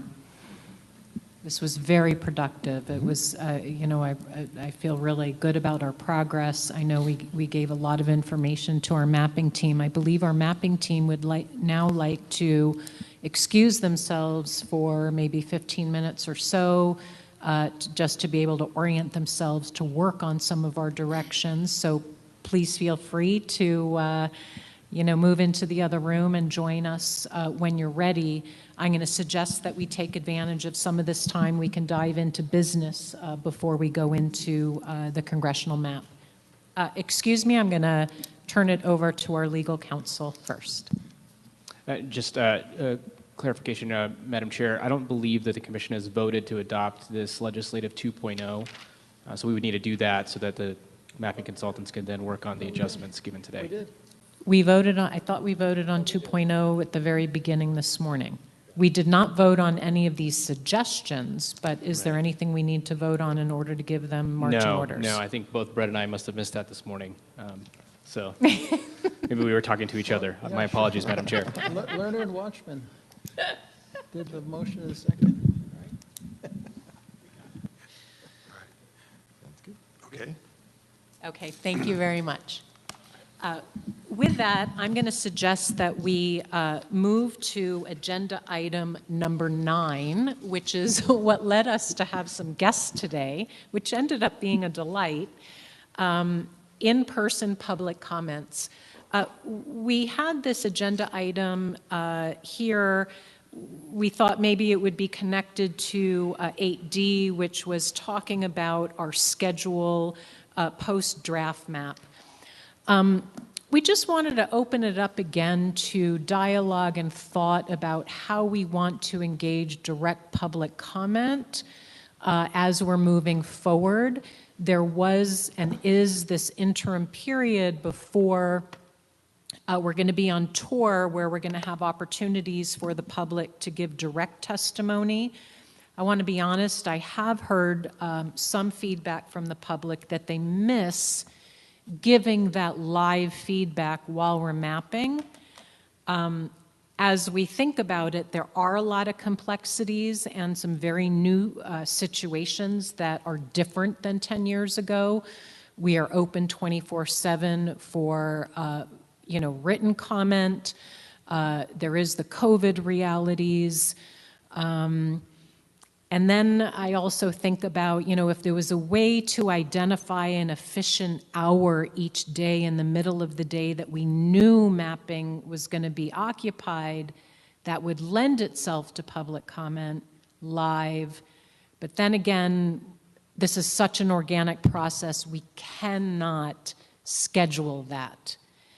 So there's complex issues with trying to insert that, and we just wanted to give the commission another opportunity to talk about what makes sense for us, and if anybody has any different opinions. I'm struggling, and I don't have a different opinion, but we thought that it was something that we just wanted to do due diligence and make sure that we're comfortable that, you know, this period would be written, you know, public comment, and we would reserve, once again, the live feedback for the public hearing post-draft map. We want to avoid what happened today, where there's any miscommunication about public showing up to give public testimony. So any thoughts? Madam Chair, I would encourage us not to take public testimony while we're trying to finish these draft maps. And then we've got a solid 30 days where we should take a huge amount of public opinion live. But I think that we'll be more productive if we can get through this. And there'll be really significant changes from what I understand the last two times from the draft map that we'll approve hopefully the end of next week until the final map. So there'll be a lot of opportunity for input and public opinion. I would agree with that as well. I think that we'll have a lot of opportunities to hear feedback, and people can continue to give feedback every day as they've been doing, and we encourage that. I hear my commissioners loud and clear. I mean, I think just at the end of the day, the public should know that we've given this great thought. And we're trying to maximize the efficiency of hearing your feedback, along with our responsibility to spend as much quality time analyzing, discussing, and deliberating the lines. So if there's no other feedback, I'm comfortable, you know, moving forward as we've decided in the past, and we'll make sure that in the future there's no agenda item that suggests that there might be in-person public comments while we're deliberating. But again, you know, the public comments are desired and wanted throughout the deliberation process. It may be a different format than what, you know, previous years have experienced. It may not be live. It's just as powerful. It's just as effective in written form. So keep it coming.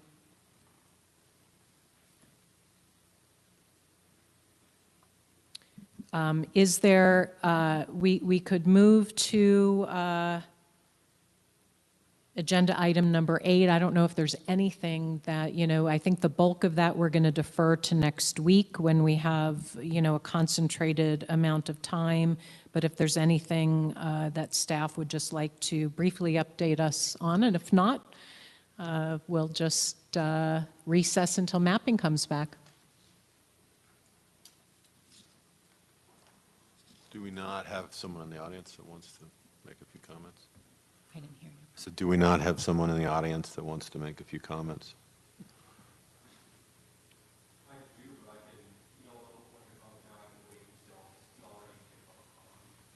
We're not on public comment. Okay.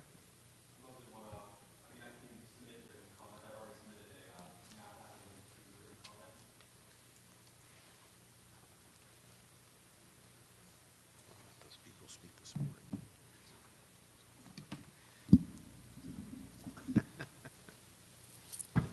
Yes, we can go back. Since it's in our agenda, we can go back to, you know, agenda item number 9, in-person public comments. So please, if you have something to share, the microphone is yours.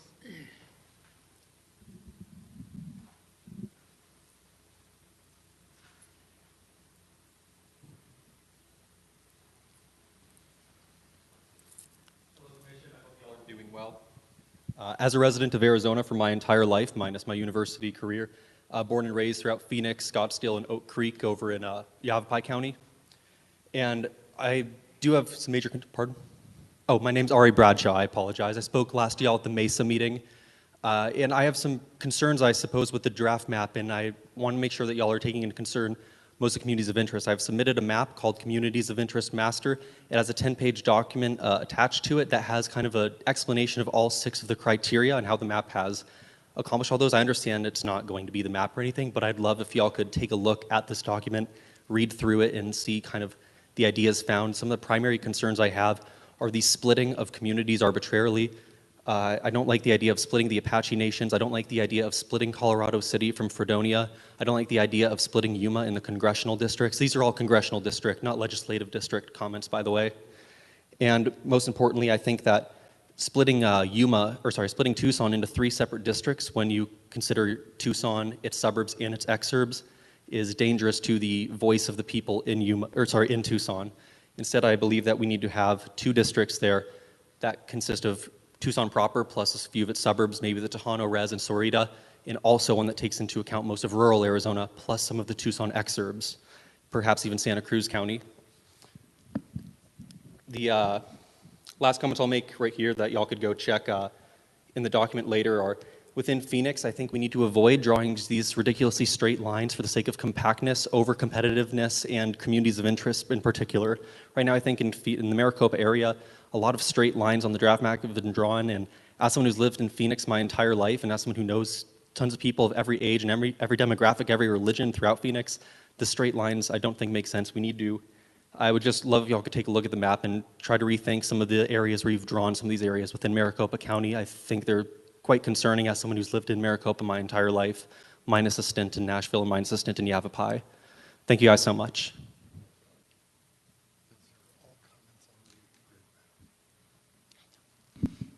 Thank you. And I think you've submitted a couple of maps, haven't you? I keep updating it. That's what it is. The most recent one, the Communities of Interest Master, is the map that's most updated. I might submit another update over the weekend if my friend and I see any changes based on this meeting right here already. I know one that we're going to make between 2 of the districts. But I will be continuously updating this map for y'all's official draft map comes out. I will continue to send updates to that draft map. Okay, because I have seen your map in there.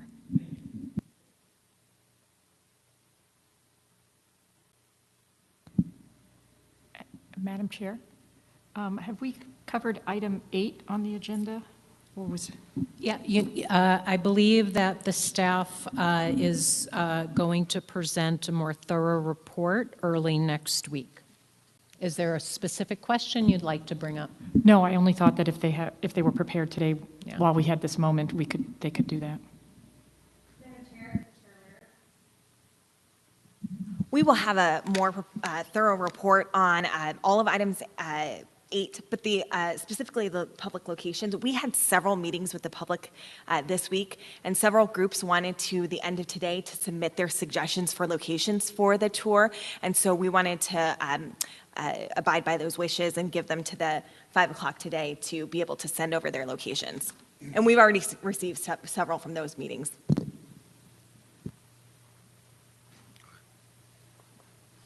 Since we're waiting for the mapping team, I would suggest a quick break, unless someone else has something. I had a question regarding locations. Do you have dates? You can suggest dates also next week? Yes. Okay. Yes, Commissioner. Yes, we will suggest dates and locations. Okay, why don't we take a 5-minute break? Let's not go too far or linger too long so that as soon as the mapping folks come in, we're able to jump in.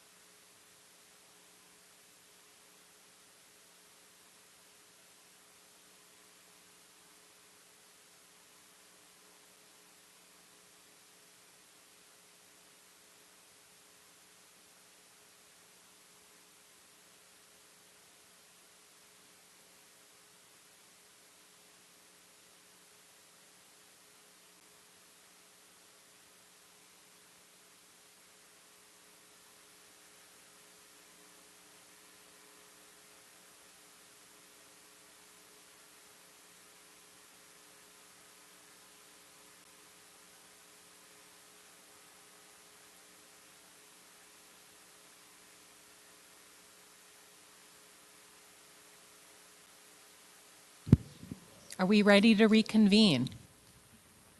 It's on you, Doug. You're looking around. Mark was right there, and then he disappeared. Okay, we're waiting for Mark. Okay. While we're waiting for Mark, why don't we discuss the next meeting date, agenda item number 10. We're scheduled for 8 a.m. Can we have a very brief discussion about how late that meeting may go? Some of the commissioners are asking about the end of that day just for scheduling purposes. And it may be a recommendation for mapping. I mean, from my perspective, deliberation comes first, but I don't want to limit the commissioners from having a personal life afterwards if it's just going to be dead time.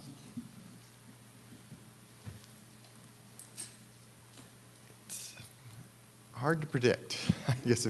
But I think there's flexibility, I think, at that point.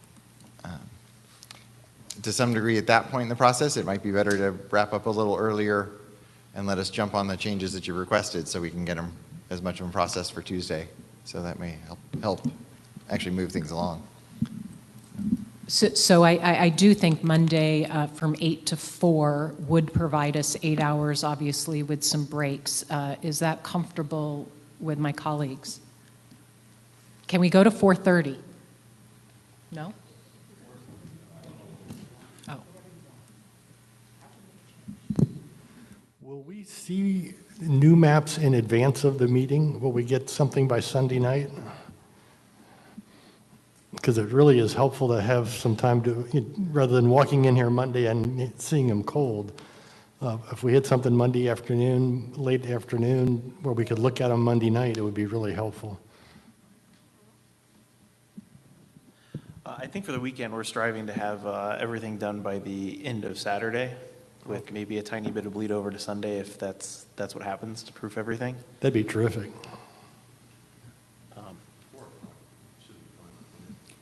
I think 8 to 4 is a very solid day, the first day of the week, knowing that we'll have 3 additional full deliberation days after that. So let's say 8 to 4 on Monday.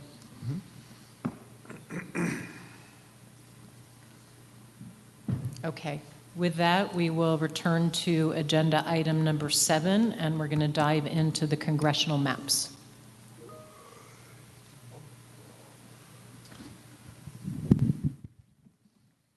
Or map. Well, we do have 3 versions. The 2.0 version that I'm going to pull up right now, we actually started working on in session the last time we met on the 5th. It did take in some of your feedback, but not everything. So what I would like to do is CD test map version 2.0 is publicly available. It's accessible within the system and on the draft map website. But what I would like to do is go ahead and look at 2.1, because I believe that includes more community of interest, commissioner feedback, population balancing, and once we applied changes to 2.1, we use that as the foundational plan for 2.2, which there's only one difference, and I previewed that difference on Tuesday of this week, where Yuma County is completely included in that southwest district. So everything stays population balanced and within the target deviation when Yuma County is put into that single district for 2.2. Let me go ahead and pull that up.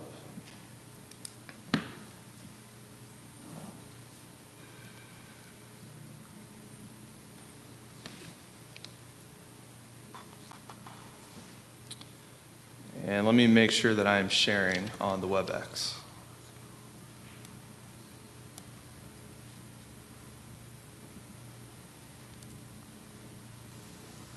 All right.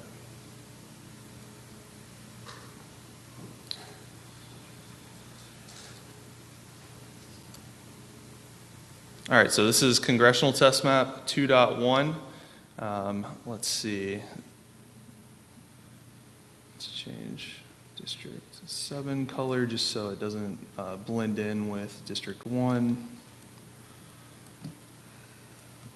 All right, so Doug, where would you like to start on this one? Do you want to do the walk through the change log? Yes. So with the audit log that we are in the process of posting on the website, let's go on over here. So we had 1.0 and 1.1 that was presented during the October 4th and October 5th sessions. 1.1 was accepted and adopted in the next iteration from grid map to Series 1, and then that was used as the foundational map for Series 2 maps, 2.0, 2.1, and 2.2. So although we did look at splitting Tucson and including the northern tribes from District 9 to District 2 in 2.0, we can look at that one, but I don't think that's going to meet much of community of interest feedback. It does meet population balance, and it does pass all the integrity checks, but I think that 2.1, because we consolidated all of our notes after the October 5th session, we had more of a grander vision of what you all, we thought your intent was for 2.1. So that's where I would like us to focus on for this. And I believe we need to vote on a starting point, and I'm comfortable with starting at 2.1 if my colleagues are. I actually like 2.2 a little better, the way that the southwest boundary is. Okay, and the only change between 2.1 and 2.2 is how Yuma County is handled. And that's shown on the very last step. Step 65 is the last addition to the audit log for 2.1 and 2.2. Essentially, just we added step 66 where we took Yuma County from 7 to 9 in its entirety. My preference is 2.1, again, partly as a response to Yuma's interests. So I prefer starting with that map if we can. The reason I would make a case for 2.2 is I think District 7, which goes from Nogales all the way up into a part of the urban Maricopa County area, I'd really like to see that pulled away from Maricopa County. So it's going to need population, and that's why including Yuma then will make that more possible. So when we get to comments, that's one of the main comments I'll make. And that's why, for that reason, starting with 2.2 would be my preference. But we can start either one, and then I'll make the same comments. Can I believe council has a point or question? A quick question, Brian. Is there anything from the comments that you received in creating these two maps that you were not able to include? No, and I think the audit log shows what we can include. So nothing comes to mind right now. Okay, if you don't mind, because I was a little distracted, can you just succinctly, not in depth, describe the difference between point 1 and point 2? Point 1 is what is being shown on screen right now. The only difference is I'm turning this compare plan on. I have 2.2 loaded. Yuma County is in District 7. And I think this may affect a majority-minority area also if we, with some of this. But if it's okay, can we start with 2.1, then you can make your comments and we can go accordingly? Sure. I will entertain a motion to approve a starting point of 2.1. So moved. Commissioner Lerner. Is there a second? Commissioner York seconds. Any further discussion? Vice Chair Watchman. Aye. Commissioner Meal, Aye. Commissioner Lerner. Aye. Commissioner York. Aye. Commissioner Newberg is an aye. With that, we have approved Congressional District Map 2.1 as a starting point for deliberation.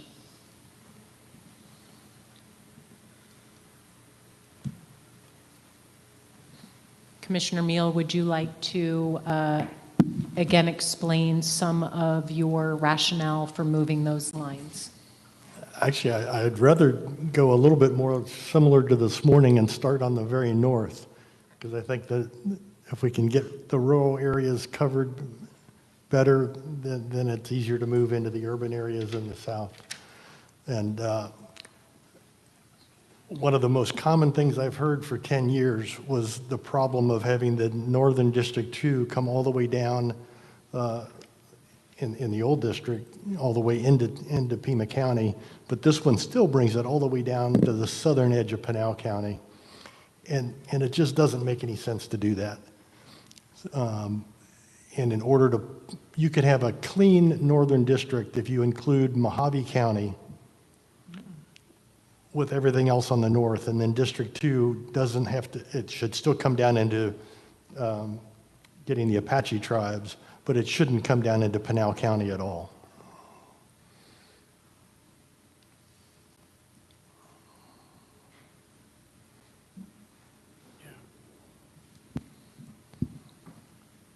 And it's still going to be a competitive district, but it's going to lean, you're trading Republican voters for Republican voters, frankly, but it makes it a much better community of interest and a much better map.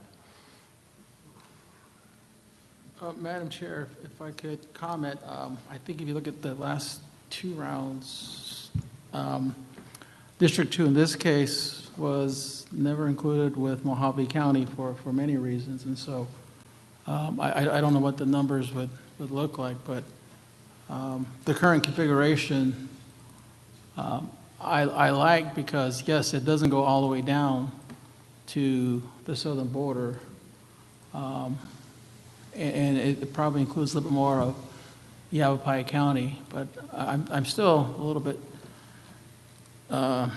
concerned about including Mojave County in District 2.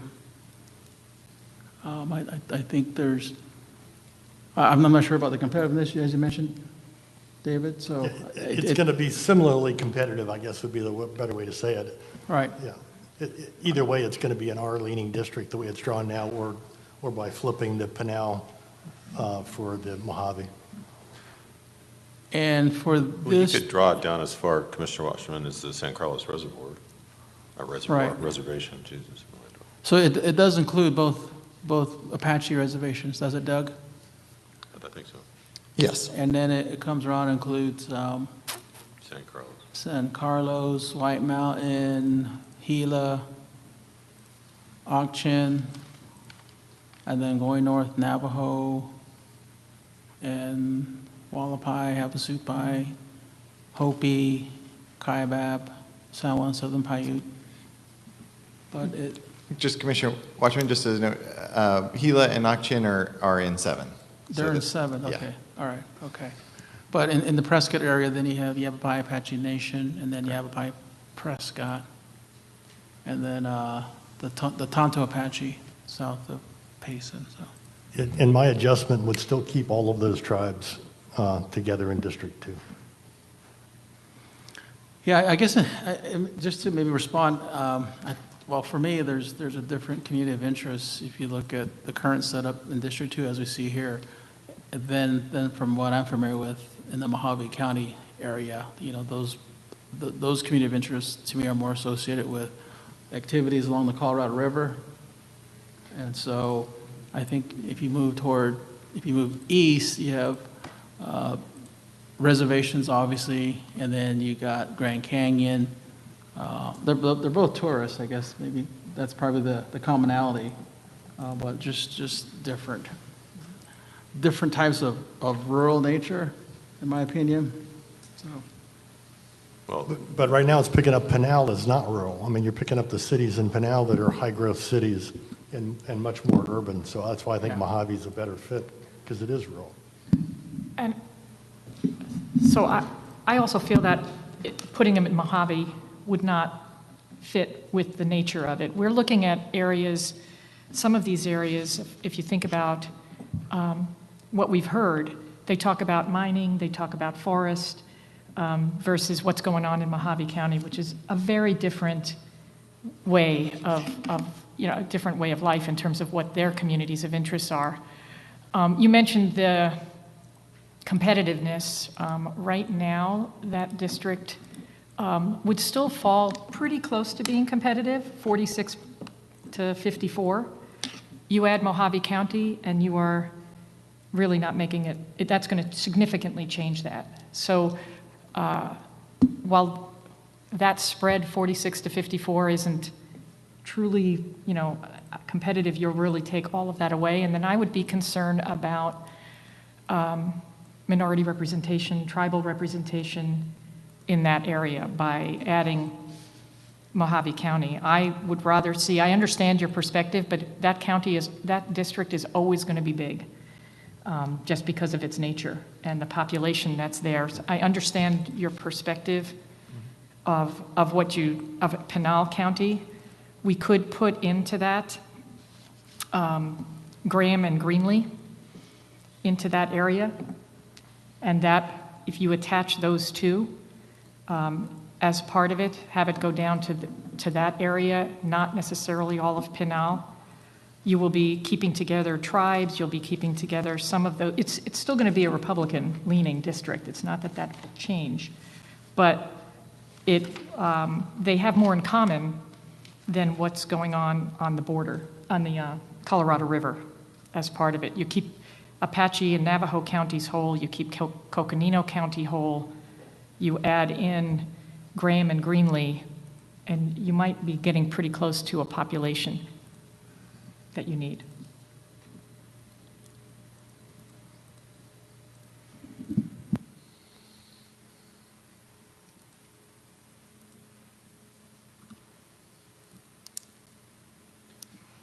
I think this is one where it would be good to see it drawn a couple different ways so that we can review it. So I would, if it's okay with you, Commissioner Lerner, I would ask him to draw both of those and let us take a look at them. So either way, you're getting Pinal out of there, and one way you're going Graham Greenlee, the other way you're going more Mojave. And you might still have some parts of Pinal in there. Yeah. Pinal is growing enough where you may have to split it.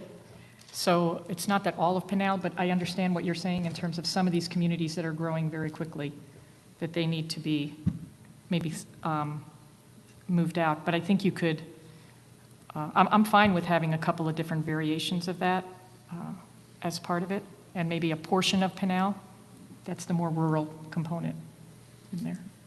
And Commissioner Lerner, and Commissioner Mill, just to clarify, the Apache Junction down to Queen Creek, all that extremely fast-growing area is in District 5.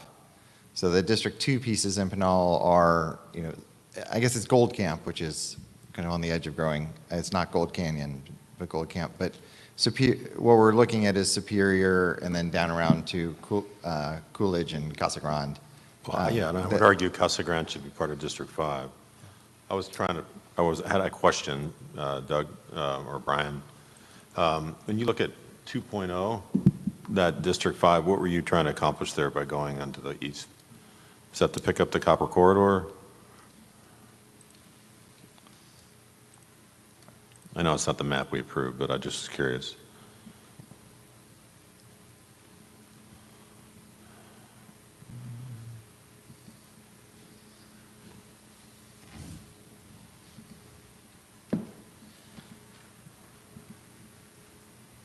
I'm not even sure, was 2.0 balanced?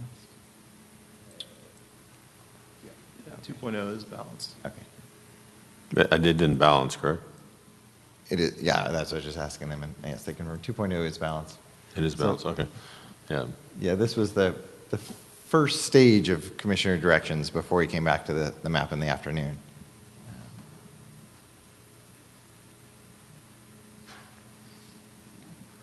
Well, one of the things I thought was clever about District 5 and that map is that it picked up those fast-growing cities along the south part of Maricopa County, and northern part of Pinal County all the way over into the west side of Maricopa County, where you had all the new roads and infrastructure and all the things that theoretically is top of mind. Yeah, it's part of the reason we jumped off in this map too. Keep in mind that District 5 also includes one of the Apache reservations, not both of them, too. So, yeah.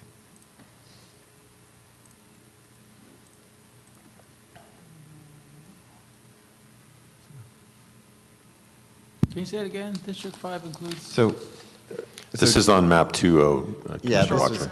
this is kind of our interim map, not one of the Not the one we final maps we approved. present to Okay, you. got it. Yeah, it's part of the reason we didn't present it.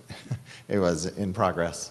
So yeah, where the mouse is now, that east end of what's shown as District 5 is the reservation. That's being the in San District- Carlos?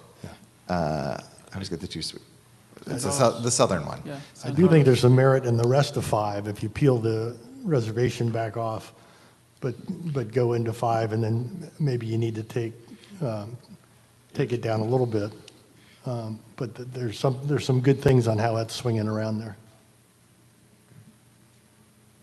You have the electrical vehicle industry and all the stuff that's going down there in Casa Grande now, and But we're working off of 2.1. Right. I understand. Yeah. Just trying to keep track. And keep in mind, this District 5 has Avondale, Tolleson, all that area. Right, in well, it's District just, 5. that's where that new loop, the 303 comes up and through there. Half of South Phoenix, so, Yes. yeah. So if we go- I would guess probably that, it's probably close to a majority of the population of that District 5 is in Phoenix and the west, southwest Phoenix suburbs. Oh, the numbers, yeah. Yeah. The other thing on 2.1 that was, I like the way it matched up with the Latino congressional district suggestion.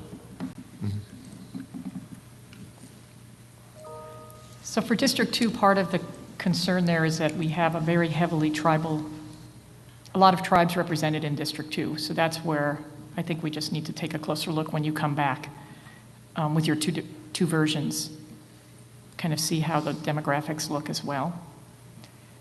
And I know it goes around, I don't know if there's any way, and probably not, but to include, because I think it would probably look a little odd, but Gila River and Ak-Chin into that. I'm not sure if that's possible, but just in keeping with. It's not very compact, I don't think. No, it isn't. I know that. That's why I I said I don't think it's possible. I was just about to say that. This is a difficult conversation, but we have to be careful that we're not doing gymnastics here to accommodate a community of interest at the expense of other communities of interest. So let's keep in mind all demographics of Arizona, the population percentages, and redistrict for 100%. So we have to be cautious as we're trying to accommodate all of these maneuvers. And that has to do with compactness. No, I 100% agree. That's why I even said I don't think it's possible. I agree. We don't want to do all of that, but it was just. I was thinking that too, Madam Chair, and I think in the, maybe the first, one of the earlier versions, the Gila River and Ak-Chin community were included with the big district, but as I was looking at it, I agree with you that it's going to be kind of challenging, but it's a good consideration to get the tribes, more tribes in one district, but it may not be possible. Yeah, so I was just looking at the numbers. So obviously you'd have to keep Pinal in District 2, but roughly, we'd have to confirm this in mapping, but roughly the Gila River and Ak-Chin are about the same population as Coolidge. So Coolidge would have to go from D2 into District 5, and then the Gila River and Ak-Chin could go into District 2. And again, that's not a critical thing. I'm more concerned about the other pieces of it than that. Right. That's and very with the secondary. Right, sorry. And with the other changes you asked for, it wouldn't be possible because Pinal wouldn't be there anymore. So, but something to think about when we come back with those maps, if you end up keeping Pinal in there. Yeah, the challenge that comes, the challenge that comes is from, you can't come and get Gila and oxygen from the other side, because that's where District 7 is coming up and getting all that population.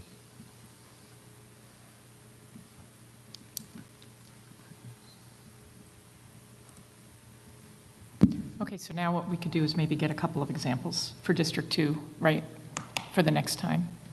Those were all my comments. I don't know if anybody else.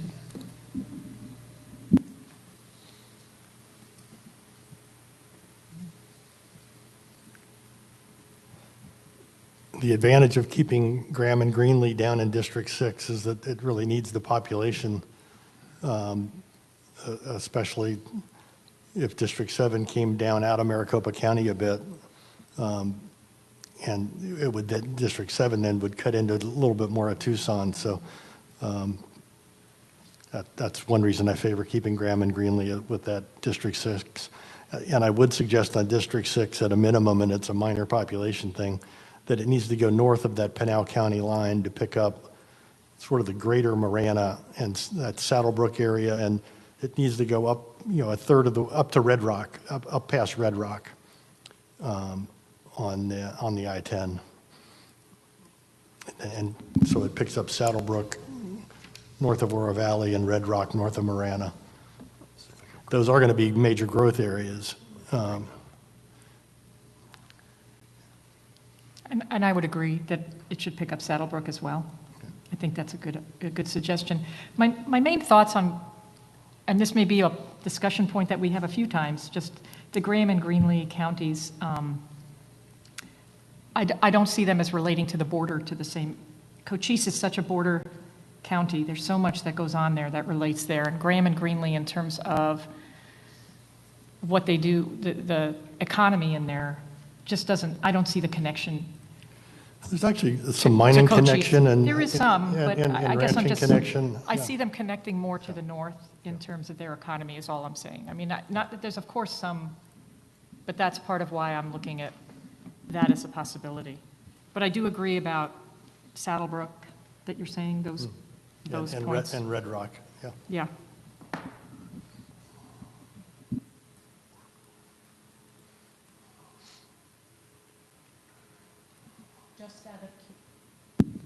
Just out of curiosity, and I'm not asking you to do this calculation, what is the rough competitive range of this district?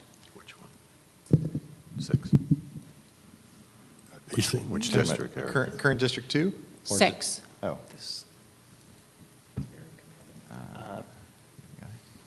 50.7 for the Democrats, so it's very competitive. Be within 1.4%. You can see it there on the screen. The one you put on the comp rep votes too. Yeah. Put on the rep comp votes for Democrat for key elections data. Yeah, just to tell you all of them. So Districts 1 and 6 are in your 4% highly competitive spread.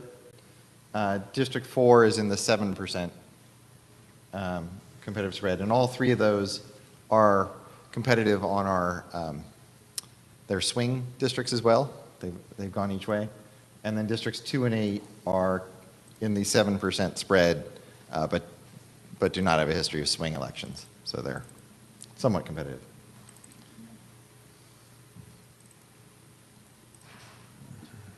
So 5 of these are at least in the more broad definition of competitiveness that the commission has adopted.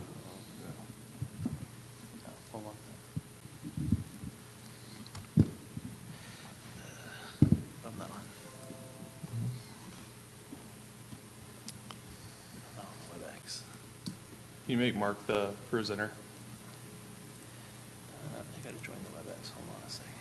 Can we overlay the Latino congressional district over District 3? You're just going to keep presenting. Pardon me? Sorry? I said, can we overlay the Latino congressional district over District 3, please? Just keep presenting. So, Yeah. So don't worry, we don't need the spreadsheet. okay, just go ahead. Brian. Yep. Put the, what do you want? The Latino? The Latino congressional district. Themes? No, the Latino Congressional District. No, go up to review. No, go back where you were. Go to the review tab. Go to open plan. Yeah, I will say it's, the team drew this district before we had received the file, but we hadn't processed the file and gotten into the system. Yeah, it's So almost identical. It is a nice coincidence that they came out very similar. Good to know the commission's directions were taking in essentially the same community of interest that the coalition was looking at too. When I pulled up their map and I was looking at, the juxtaposition, I was smiling. Mm-hmm.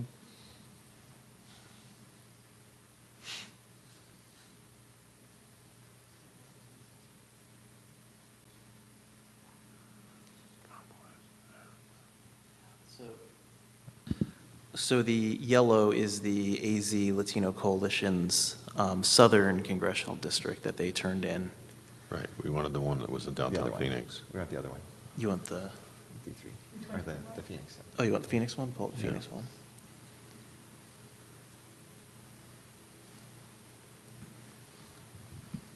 Which one? Phoenix.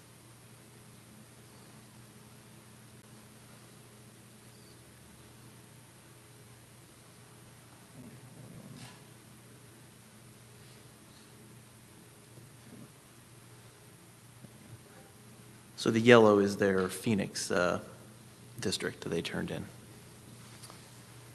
Yes, you can see in the yellow, there's the black line in the northwest corner and the black line kind of in the northeast corner. Yep. So those black lines are the lines of the, what are we on, 2.1. It just moves a little bit east of I-17 there. Yeah.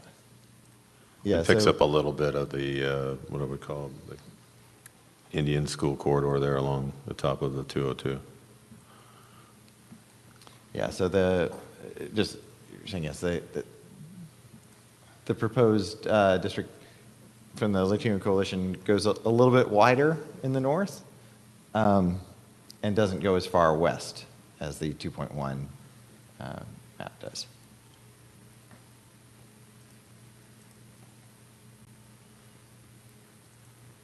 I like that. It picks up Guadalupe as well, as does yours. As a South Mountain community.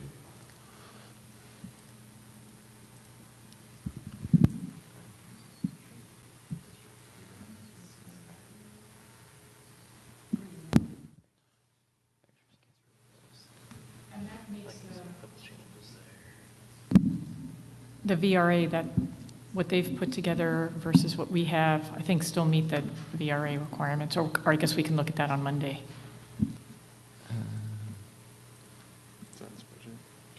Yes, actually, you're correct. District 3 does perform.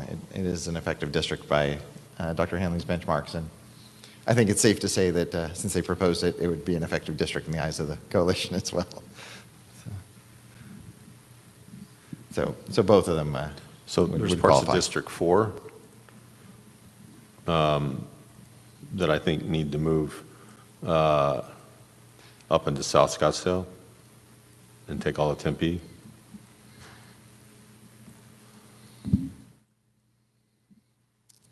Yeah, District 4, we're going to take right, South Scottsdale, and be sure that we have, weren't we combining that with the Salt River Pima Maricopa Indian Community as well?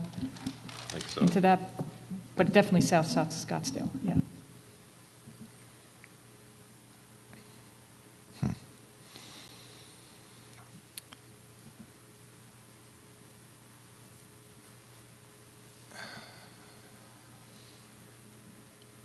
So certainly understand the obvious trade-off would be to then bring if we're taking District 4 into District 1 in Tempe, then the other way around, District 1 would come down into District 4 in the middle of Mesa, but I'm not sure that makes sense.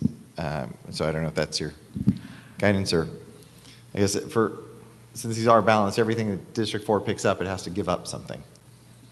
So I don't know what it would give up, or if you have an opinion on what it should give up. Well, I think maybe there may be parts of Gilbert that could move into District 5 if we Well, should move.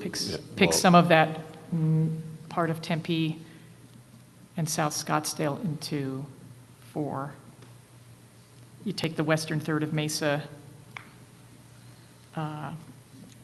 maybe a little bit of Gilbert and some of Chandler.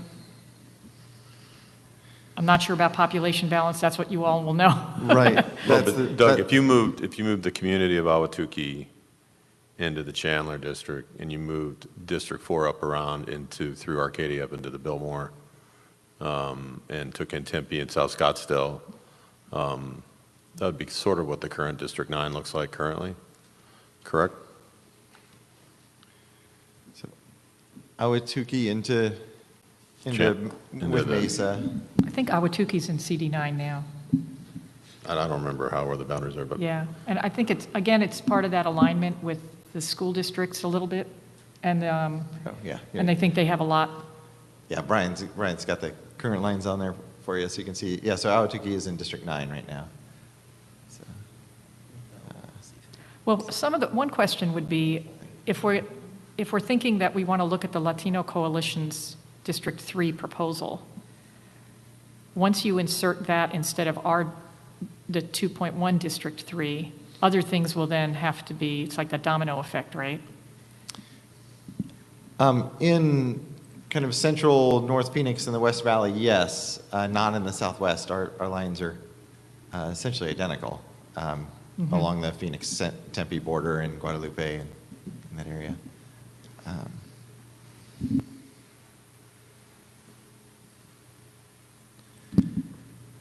Yeah, so what I was thinking for CD4, which I think is similar to what you're saying, Commissioner York, is we take Tempe, we have South Scottsdale, again, the western part of, well, pretty much like you have it in many ways, western third of Mesa. Gilbert Road, I was looking at that. That's kind of like a good breaking point that's for downtown, where downtown Gilbert goes, and part of Chandler. And then you could do, I think you mentioned Camelback, Arcadia as part of that in central Phoenix, kind of as it is today. If possible, it would be good to be able to move. I'd move, District 8 over is what I would do. Yeah. And pick up all of Peoria. And if there's a way to move the Salt River Pima Maricopa Indian community in and Fort McDowell into CD4, it's not a big population area in that piece, but mostly because, again, that connection, especially for the Salt River folks, with the schools and the communities, they do a lot of interactions with that, and that might help in terms of the CD as well. But population-wise, that might come close. Sorry, a couple of clarification. So, Sure. Salt River, as you mentioned accurately, wants to be with Mesa. Yeah. I think Fort McDowell wanted to be with Scottsdale, though. Okay. So I think That's just fine. both. But can you That's fine. run through that one more time? I Well, couldn't keep up with that. I think, so you'd have Tempe, South Scottsdale, a portion of South Scottsdale, right? The western third of Mesa, sort of the areas that have been together. A part of Gilbert, just up to like the downtown, not the southeastmost portion of Gilbert, but a little bit more in the northwest portion of Gilbert. And then up in the Camelback, Arcadia, Central Phoenix piece, kind of as it is today. And then Salt River, like you said. Fort McDowell, I don't know about, like you commented, they want to be with somebody else, but certainly Salt River. I'd like to say that I'm also interested in this general area of Ahwatukee, Chandler, Tempe, Arcadia, South Scottsdale. Right now we don't like to refer to past districts. There's this interesting CD9. I think the tentacles go a little illogical, up north, and I'm not suggesting that I'm supportive of that. But it does tap into, I think, an interesting hub of communities that are quite competitive, and I think many communities of interest are served well in that area. but I'd like to try to make it more compact and contiguous than the last iteration. Sure, sure.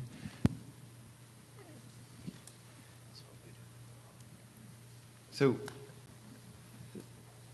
the reason I'm struggling is trying to get the picture of where the population ends up, but I think it may work with the Pinal shifts.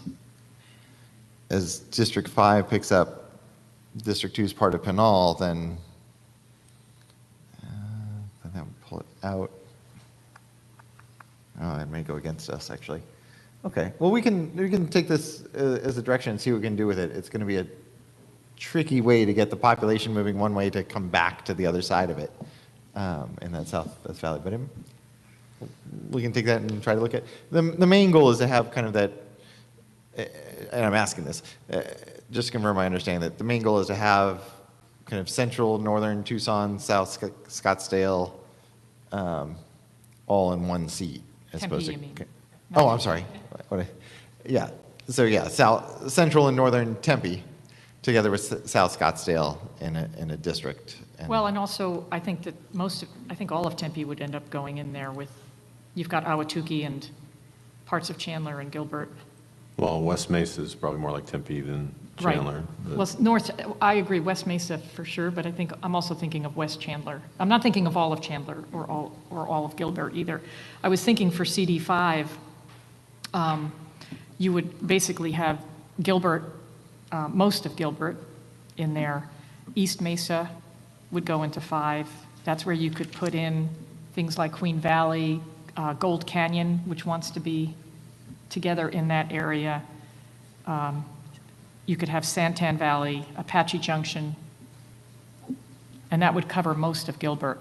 Queen Creek, right, into that CD5, and then that would hopefully balance out. It may not be much of Gilbert that's in this CD. And where would Ahwatukee go in this? Ahwatukee would stay in District 4. District Okay. 4. With Tempe and South Scottsdale. And when I'm saying Gilbert, I mean, Gilbert may or may not end up in there, depending on population. I'm just thinking of just a small piece of Gilbert. I thought we needed it for that as I was looking at numbers. But once you start putting that together, you'll have a better feel. Because I think CD5 has a lot more of Gilbert in there. And Gilbert's so big, it may have to be split with the size, with the other communities that want to be attached to it. Because Gilbert is obviously a big growing community. But since we have other communities that would like to be connected in that way, I thought we could potentially take a slice of Gilbert, put it in CD9, and then the rest of it goes with some of those other communities, the Santan Valley, Apache Junction, Gold Canyon, those folks. Okay. My only concern is that creating an extremely partisan District 5 where some communities may end up getting marginalized. I mean, that I'll have to wait to see the data. But that seems to me to be getting pretty extreme and let the chips fall where they, fall as it relates to communities of interest. But in my mind, it's not the competitiveness, it's looking at what communities of interest might be marginalized in that district. District 5 or District 4, Commissioner? I'm looking at 5, but I need to play it out. I don't, Okay. I'm not exactly sure of where the boundaries are based on these little lines. Yeah, no, I think this is good direction. I think we can work with it. I think my concern is I think we're pulling D5 both directions, which won't work, but I could be wrong about that. So we'll try it and come back to you, and this may be one that you don't approve if it doesn't work out. Well, you may have to give us 2 or 3 options on that to show us how that works. Yep. Because it could easily be something different than what we're saying as we go through. Right.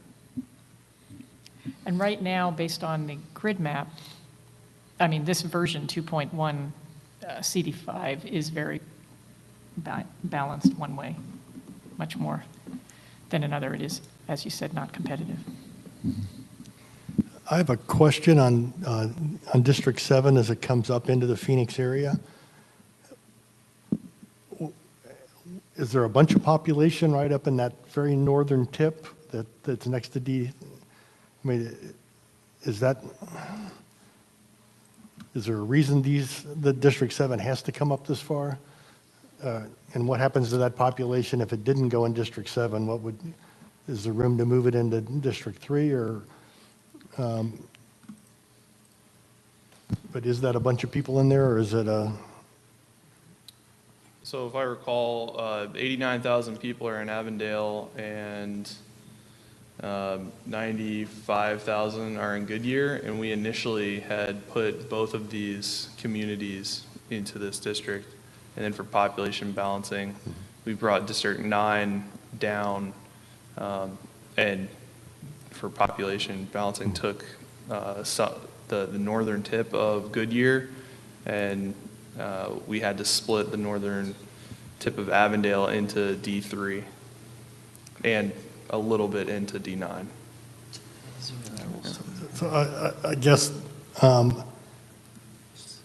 if we could get D7 out of this area and move it more into the southern part of the internal part of Tucson, and it sort of flows with why I want Graham and Greenlee staying south, because then that District 6 in Tucson loses some population in that central Tucson area. It picks it up, it keeps it in Graham, Greenlee, and in my mind, it would be good and make more sense for District 6 to actually reach up into Kearney and So Commissioner, well, Yeah. that section is just doing some quick math is 75? Yeah, it's 75 or 77,000 people. it's a bunch of people. Yeah. Well, but I'd argue they're part of Buckeye Yeah. and the western corridor as opposed to Yuma. Yeah. And so from a community interest standpoint, I don't, there's no commonality there at all. And so And if we're it- like manipulating, our job's to follow.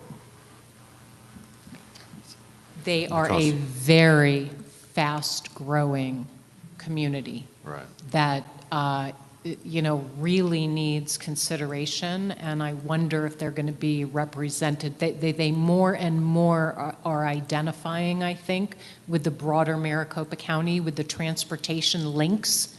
It's really filling out and moving out. They're urban, so Yeah, there's there's Amazon, there's all kinds of stuff out there. Could you do isn't this the other district that the Latino Coalition put in? Are we on CD7 now? Is it- Yes. Okay, can you put that in there? Because I know they also extended in there, and They that's, did. it's definitely something we need to talk about. It wasn't very compact, is the problem. Well, yeah, Yeah, that district I mean- can't be compact because of population, but it would be It good had to look thoughts, at. yes, it had some Yeah. thoughts. It kind of goes in up in that area. No, Phoenix. But to finish my thought on District 6, while we're looking up that, I can see District 6 then going all the way up into Payson. So you really have that whole eastern area of the copper corridor and mining, all down, going all the way down into Cochise and Tucson to create a real eastern district, southeastern district. Because you'll need that population if you take population out of the center of Tucson in order to give it to 7, because 7 drops down. But then you would have to go east and pick up Mojave County to get that, which I don't think fits that population as well. So I know that's part of what we'll look at next time when we see how those two different versions work, but I don't think we can take population away from District 2 as part of that to fill out District 6. So, Well, and I was saying that all of my thoughts go together. So yeah, it would include having Mojave go that way. So Yes, and Commissioner Mill, the challenge is, I think, as you're somewhat going there, so we would have already taken Pinal out and traded Pinal for Mojave. So then when we take Payson out, we have to get something else to make up for that. and maybe it doesn't work to go up that Yeah. far, but going up to, certainly to Globe and up through there.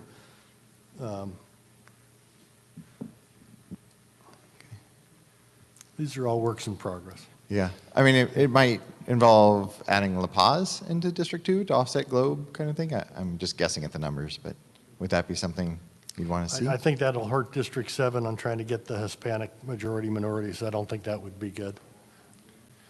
Oh, no, La Paz is over in 9, so it wouldn't Oh. impact, yeah. Excuse me. It would push 9 to be a completely Maricopa seat, is what it would do. And 2 would essentially pick up all the river that's not in 7. Oh, here we go, and we got the, so you can ponder that while we come back to this. Let me change the color. There we go. So in this submission, they include all of Avondale, and then they include all of Avondale and the western portion of, well, all of Tolleson, and then a western portion of Phoenix and Glendale. And what's it look like as you go south on their proposal?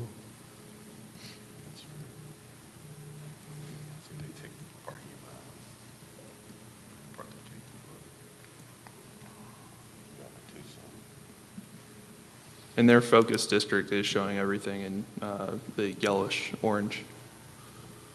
Yeah. So to your point earlier about the growth rates, it's interesting. So we're taking, in the current 2.1, we're taking Avondale and Goodyear south of the freeway. They're not taking Goodyear and instead taking all of Avondale.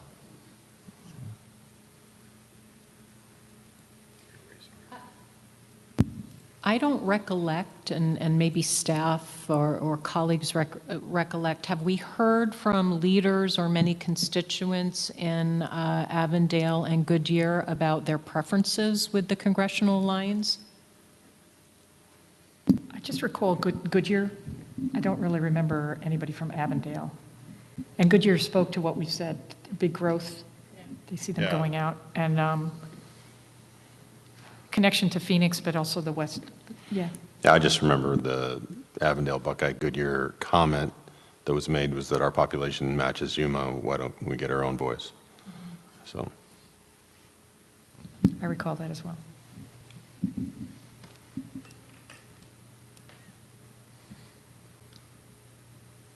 It just seems odd to me that people that are clearly up in the Phoenix metro area would be represented by somebody down in Tucson by causing it to be drawn this way.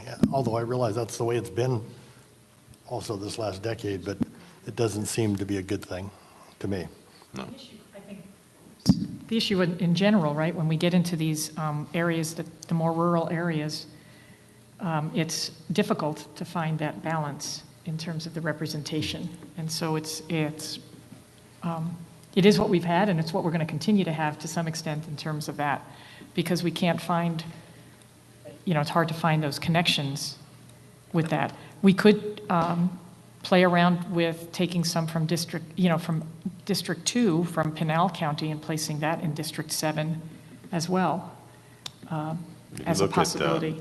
Well, if you look at this map, they took out a certain amount of population out of Yuma to be able to add Avondale, I'm guessing. But if you look down on the bottom. I think the underlying point is neither community will be well served. I don't think Yuma will be well served because this is such a fast-growing powerhouse of an area that will warrant significant time, attention. They won't be served well by the distractions on the border. And so I just think fundamentally they're very different groups that we need to do our best to try to respect.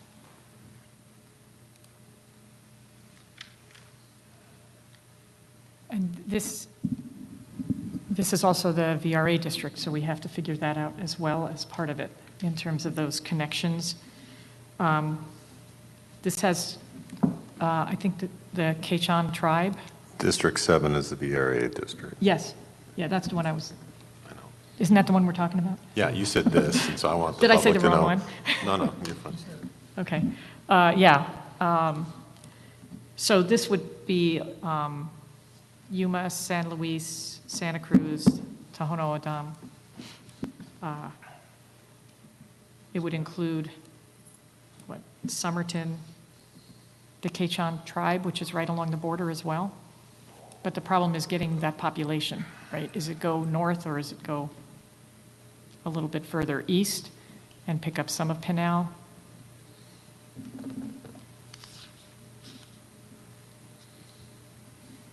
It's a struggle.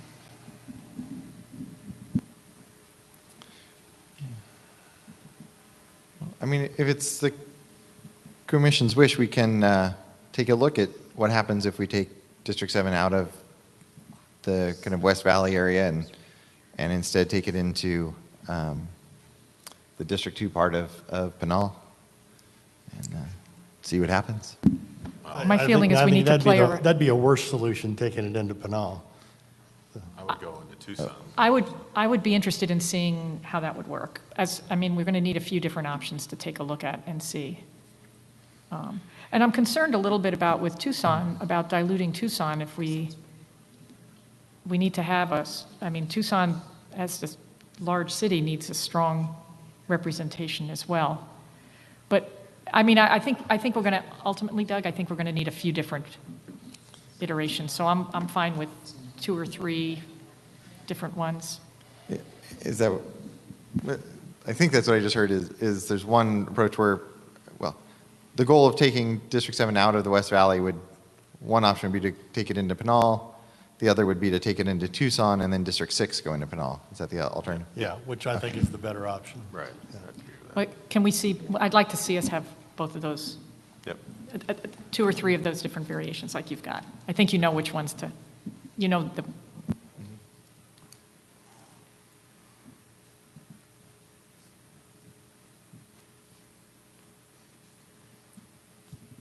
I want to make sure all the southern tribes are kept together, and I was just speaking with Vice Chair Watchman and I believe there may be one tribe that's slightly out of District 7 right now that needs to be included. Is that correct, Vice Chair Watchman? I believe it's the Kushan tribe. I just said it wrong. Yeah. The same one over the same one over in Yuma? Yeah, there's Do we like to do 2 Should I close tribes. this plan and go back to Cocopas 2.1? near San Luis, and then you got the Fort Yuma, but that's the Fort Yuma Reservation, but the tribe they're named the Kushan tribe. And so it's right, you know, where it says Winter Haven, right below that on the Colorado border.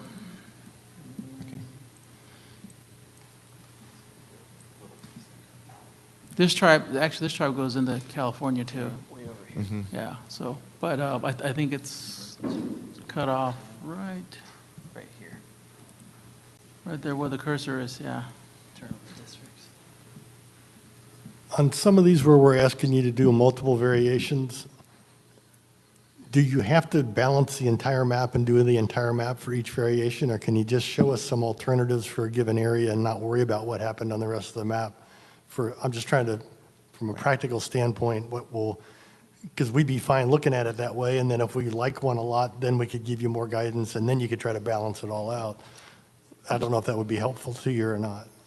Yes, similar to what we did the last meeting with the legislative map, where we didn't balance it, but we knew where we would balance it. Yeah. That kind of thing we can certainly do just to save the drawing time. We need to be able to tell you where it'll be, just so we don't trap ourselves in a map. But yes, we can certainly do that. As long as we know where we would do the work, then we can show it to you without actually taking the time to do that work. So on the tribal reservation, do we figure out where the Is it all in District 9 or is it in District 7 as well? I think it's all in 9. Oh, there's a little piece. Looks like it crosses the state line in 3 places there. 1, 2, 3.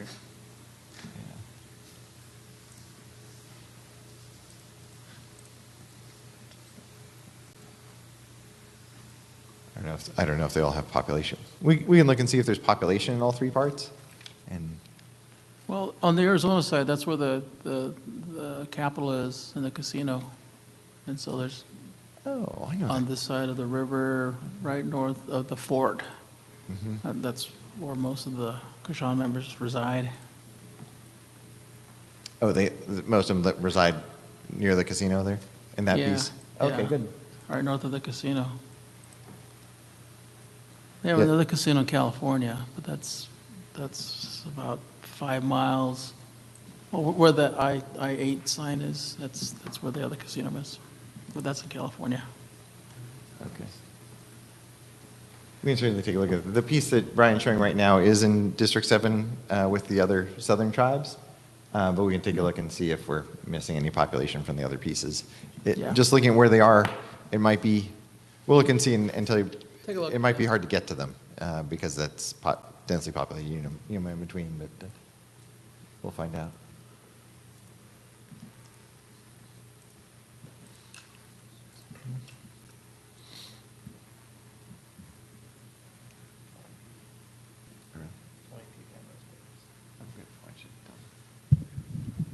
There's about 20 people in the two wings that come up that are sitting in District 9 right now.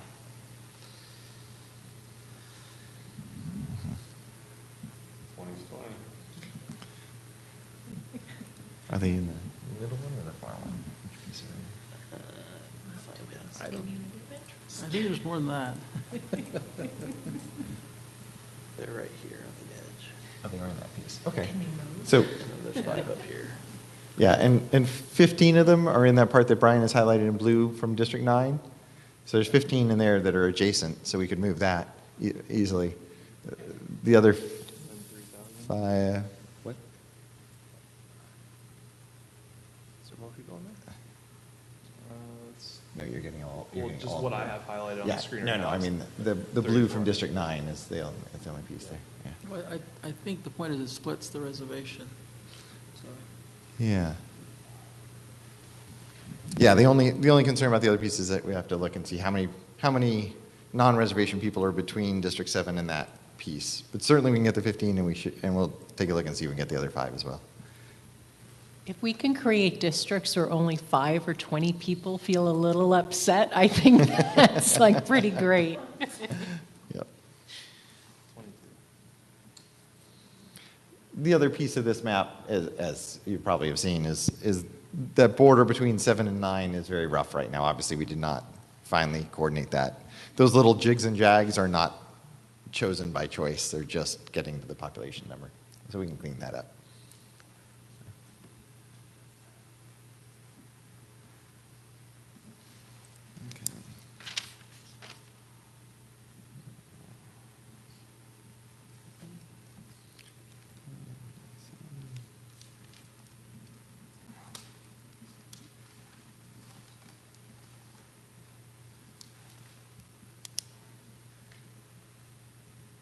So we came into you today with only one congressional map. We may be coming back with 4, so we'll see. But that, Would you like us to narrow those decisions down right now? Or here's another alternative.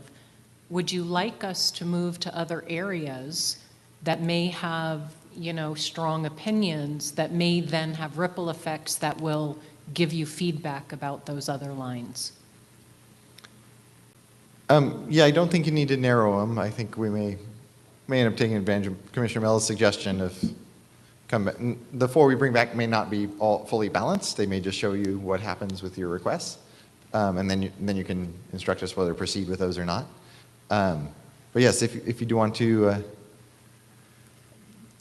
give us any other guidance on the congressional map, we welcome it. Are there other areas that strategically make sense? So that, we understand the implications that it has for the other, districts. So one thing to point out to you, just to show you, is if you can zoom in on the eastern border of District 9, please, Brian. Where 9, 8, and 3 come together. So, I'll move this down. yeah, thank you. So the shape of District 9 there, where it extends into District 8, that's this into District 8. That's the Sun City. So that's taking the commission's instruction, put all 3 Sun Cities together. So they're all in District 9. And then the kind of neck where District 9 is, yeah, there we go. So that's why it has that unusual looking shape, is it's following the city border. And then the neck below there where 9 is sticking east, that's following the city of Glendale borders. So it's picking up Luke and getting western Glendale all together. So that's why it has that kind of neck between the two major roads. Look to it as it's following the city line.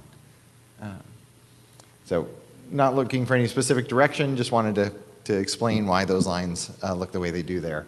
And if you have instruction, we're open to it, of course. The District 3 piece where, go ahead, Glendale, like you did there. Yeah. The District 3 piece in Glendale is the Ocotillo Council District. It's the heavily Latino part of Glendale that actually has a Latino council member as well. So that's explaining that three-way split of Glendale. But to the commission's, the one thing the commission had mentioned there, not as a major point, but as a side point, is this is keeping Luke Air Force Base with all of western Glendale together, not splitting the Air Force Base off from the city. The western boundary of, the eastern boundary of that, we'll call it the panhandle of District 3 there. That goes a little bit, on the Latino map, goes a little bit east over into 19th Avenue, if I remember correctly. You have it drawn right now on I-17.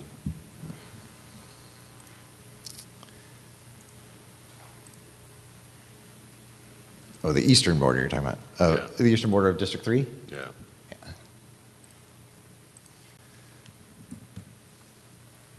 That's the La Habra corridor. Yep. Yeah, I guess that could be a possible direction if the commission wishes to give it, is should we alter District 3 to match the Latino Coalition request? Or if you wish to give us that instruction, we can. If you want to wait and not do that at this point, that's fine too. I'm good with that. Pardon me? I would recommend matching the Latino recommendation.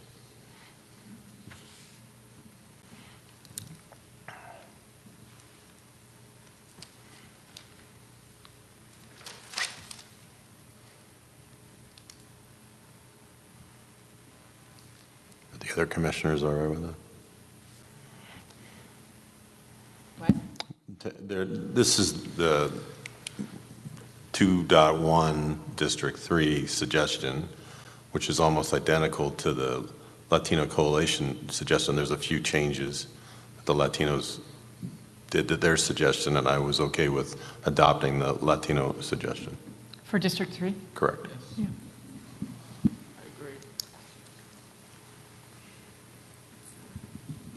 I'm good with that as well.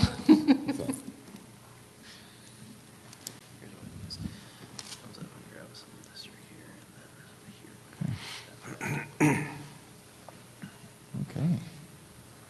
So that, we covered just about everything, except if you have anything on on the District 8. If you have any specific instructions on District 8, District 1 boundaries, or if you're comfortable with it the way it is. The one thing I would note is obviously District 1 kind of wraps around District 8.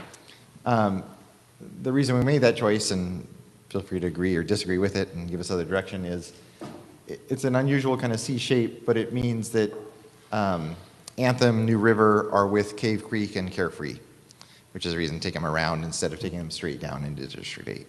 And that we had some comments about that. I'm curious, I know we're not locking in, but I'm curious about some of the demographic variables in 1 and 8 in terms of competitiveness, just the spreads. Yeah, so I actually had that in my notes. So District 1 is in your highly competitive range. It's less than 4%. Oh, you've already got to get it up there. Perfect. Which one, you want 1? Yeah, so 1 is, Brian's got it highlighted there, 50.45. So that's well within the 4%, almost perfectly balanced. And 8, what is it? Oh. And 8 is 47. Yeah, so it's 6.1. There we go. Perfect. So 8 is in our competitive range, and 1 is in our highly competitive range. But 1's going to change a little bit with the change of 4, so we'll have to see how that. Yeah. And I would, the other piece too, on the swing measure of our 9 elections, did it swing? District 1 does swing from election to election, District 8 did not. So.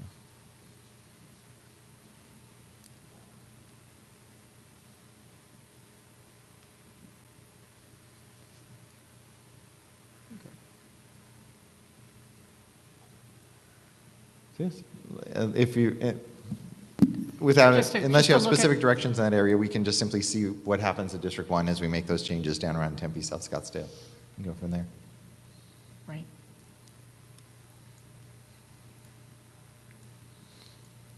So District 8 is a lot of Peoria then, right? I'm just trying to get the cities up here.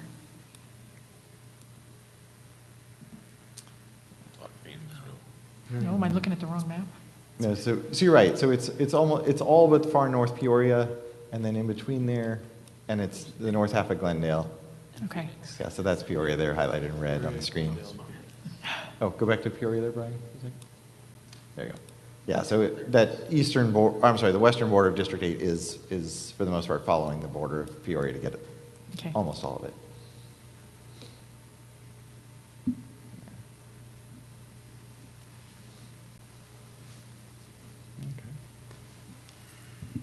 And it really can't go west because otherwise you're stuck bringing all of those populations in, right? Because otherwise you'd be dividing some major communities of interest. So Well, I'm but if you change the West Valley, we're going to have to pick up that population someplace else. So there's some shifting going to go on here, so. I mean, I think But- we're confronted with what we've known all along, right? With all of the rural districts, we're going to have to pick up populations from some of the metropolitan areas. So it's a matter of which ones and how do we do that. And it's not always going to align with the rural population that's there. And I think that's going to be the struggle, whether we pick it up with a part of West Phoenix or a part of North Tucson or whichever area, we're always going to be struggling to kind of meet that population and which population gets pulled in. Right.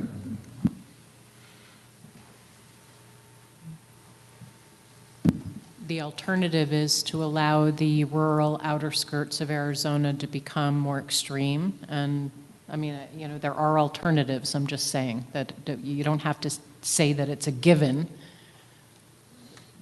There are alternatives.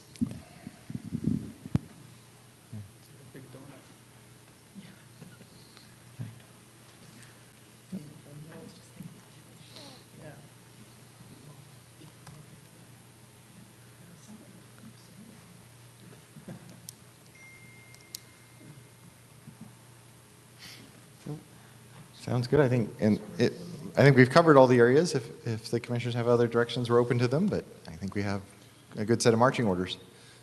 So is that 7 or 8 total versions? We'll see. Sunday afternoon? We can get you to 10 if you want. No, but seriously, you have us all here, and if there's deliberation, that would be helpful, and for us to sit and wrestle with some decisions, we can.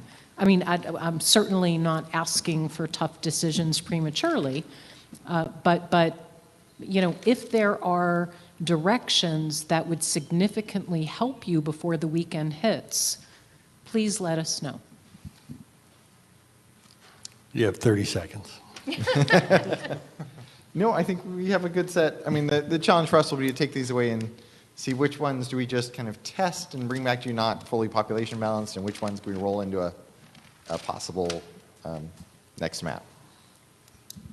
As you do it, I just request out of, honoring what our legal counsel is suggesting, to not only document what we do, but also document what we can't do, because we're accountable for that as well. Mm-hmm. Madam Chair, if I may, real quick, would it be beneficial for, just because of the timing constraints, to take a small little break, see if you can condense possible questions that might lead to less work for you all this weekend before we adjourn, or before the commission adjourns? Sure. We absolutely have compare time. notes, definitely. So why don't can we take a 15-minute break, 20-minute break? 15. Yeah, I think let's go with 20. We ran out. Let's go with 20 minutes. Why don't we Let's- take a 20-minute break? We'll reconvene and figure out what the best strategy moving forward is. All right, thank you.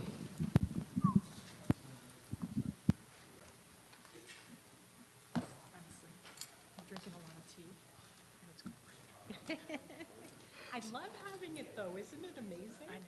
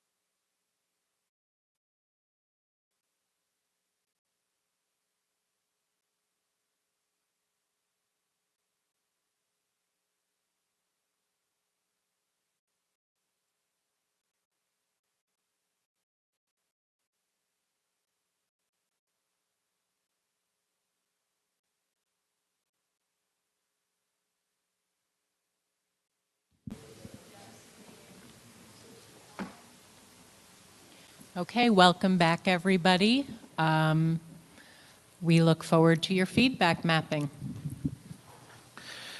So we discussed all your comments and the different options to go forward. So what we'd like to propose is starting with a 3.0 map and take 3 of the common themes that you guys talked about. So we want to take the AZ Latino Coalition's District 3 and lock that in wholeheartedly and use that geometry. Then we want to step the Berry Goldwater range that is on I-8 going down towards Yuma. So that way we get the populations from both sides of I-8. So we keep the communities together. And then the third piece would be taking the Fort Yuma tribe, the 3 pieces that Commissioner Watchman talked about with the population of 22, and include those in District 7 instead of District 9. And that's what we would like to start as the 3.0 map, and then draw the other items that you guys would like with the Northern District, with the district that would go down into Graham and Greenlee, and then figuring out where to go with Pinal.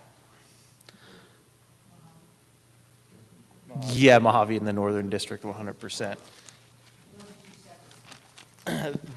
Right, so every map after that would all be based on the 3.0, where we just tied those 3 points that I talked about together. I think we actually have requests for Pinal to go into D5, Pinal to go into D6, and Pinal to go into D7. So we'll be drawing a bunch of maps based off that 3.0 start.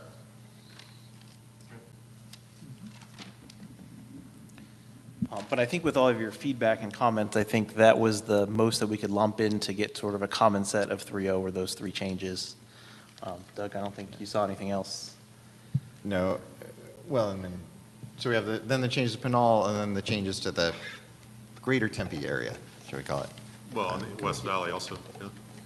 Oh, yes, sorry, we were thinking that as the D7 into Pinal is also the, and D7 into Tucson as the West Valley. So what you're suggesting is, or requesting, is a potential vote on starting a new point of CD 3.0 from which we will then begin our further deliberations. Well, you will do your further mapping.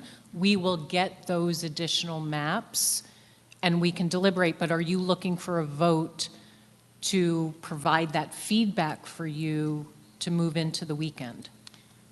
No, I think actually it'll be a little quicker. We won't ask you to vote on it until you see it, but I think the thought is we'll vote on 3.0 Monday, and then we'll immediately have 3.1, 3.2, 3.3 for you. 5, 6, 7. To look at, yeah. 8, 9, yeah. 10. There won't be the need to then provide feedback on that voted on map because you've already given us those next steps, if that makes sense.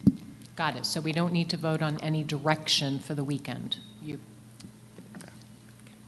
And do you think that we'd be able to get any number of those prior to Monday so we could look at them Sunday night? We are going to try our best to get them to you before Monday. I know we said we'd try to get them to you Saturday, but that was before we learned about all the versions that we want to come out here in the afternoon session. So as soon as possible, we will get them to you. And with 2 different teams working on the legislative and the congressional, maybe one would finish before the other, and we'd be able to send them to you sort of as we complete them instead of a whole package at one time. That'd be great. And we can send 3.0 right when it's ready. That should be a quicker one to build. And the interesting thing for you to look at when you get 3.0 for the public to react to is that we're going to draw in the Latino Coalition proposed District 3, but at that point we want to balance it so that all the districts right around it that are impacted by that will be a little off balance. So you can start taking a look at, if none of the other tests work out the way that we want it, how would you then direct us to balance those? And that's actually very helpful, that if you get one version done, post it. You don't have to have all of them done at the same time. We could take advantage of whatever time we have for the different versions.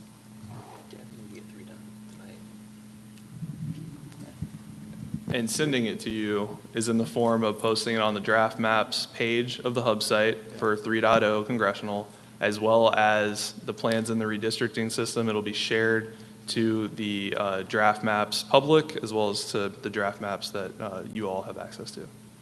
We just ask if somebody could text us when it's posted, so we don't keep, refreshing the page. We will let Brian and Lori know when, when it is up there. Bat signal? Yes, we'll put up the bat signal. The map signal, I think it's.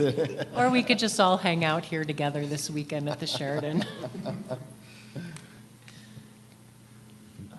And then we'll also have the demographics and the competitive sheet that we were referring to with the drafts. Anything else you got? I don't think so. Brian? Good. Oh, the other thing, just so you know what you're watching for, as was mentioned earlier, we have our fingers crossed that the Latino Coalition, perhaps other groups, may be sending in maps too. So you may be, the legislative map that we're still waiting. So you may be getting other maps from residents to look at over the weekend in addition to the ones that the mapping team will prepare. That would be great. Thank you. And I want to thank you for your help in uploading their data and making sure that it's in multiple formats and in S3. I know you've been very helpful.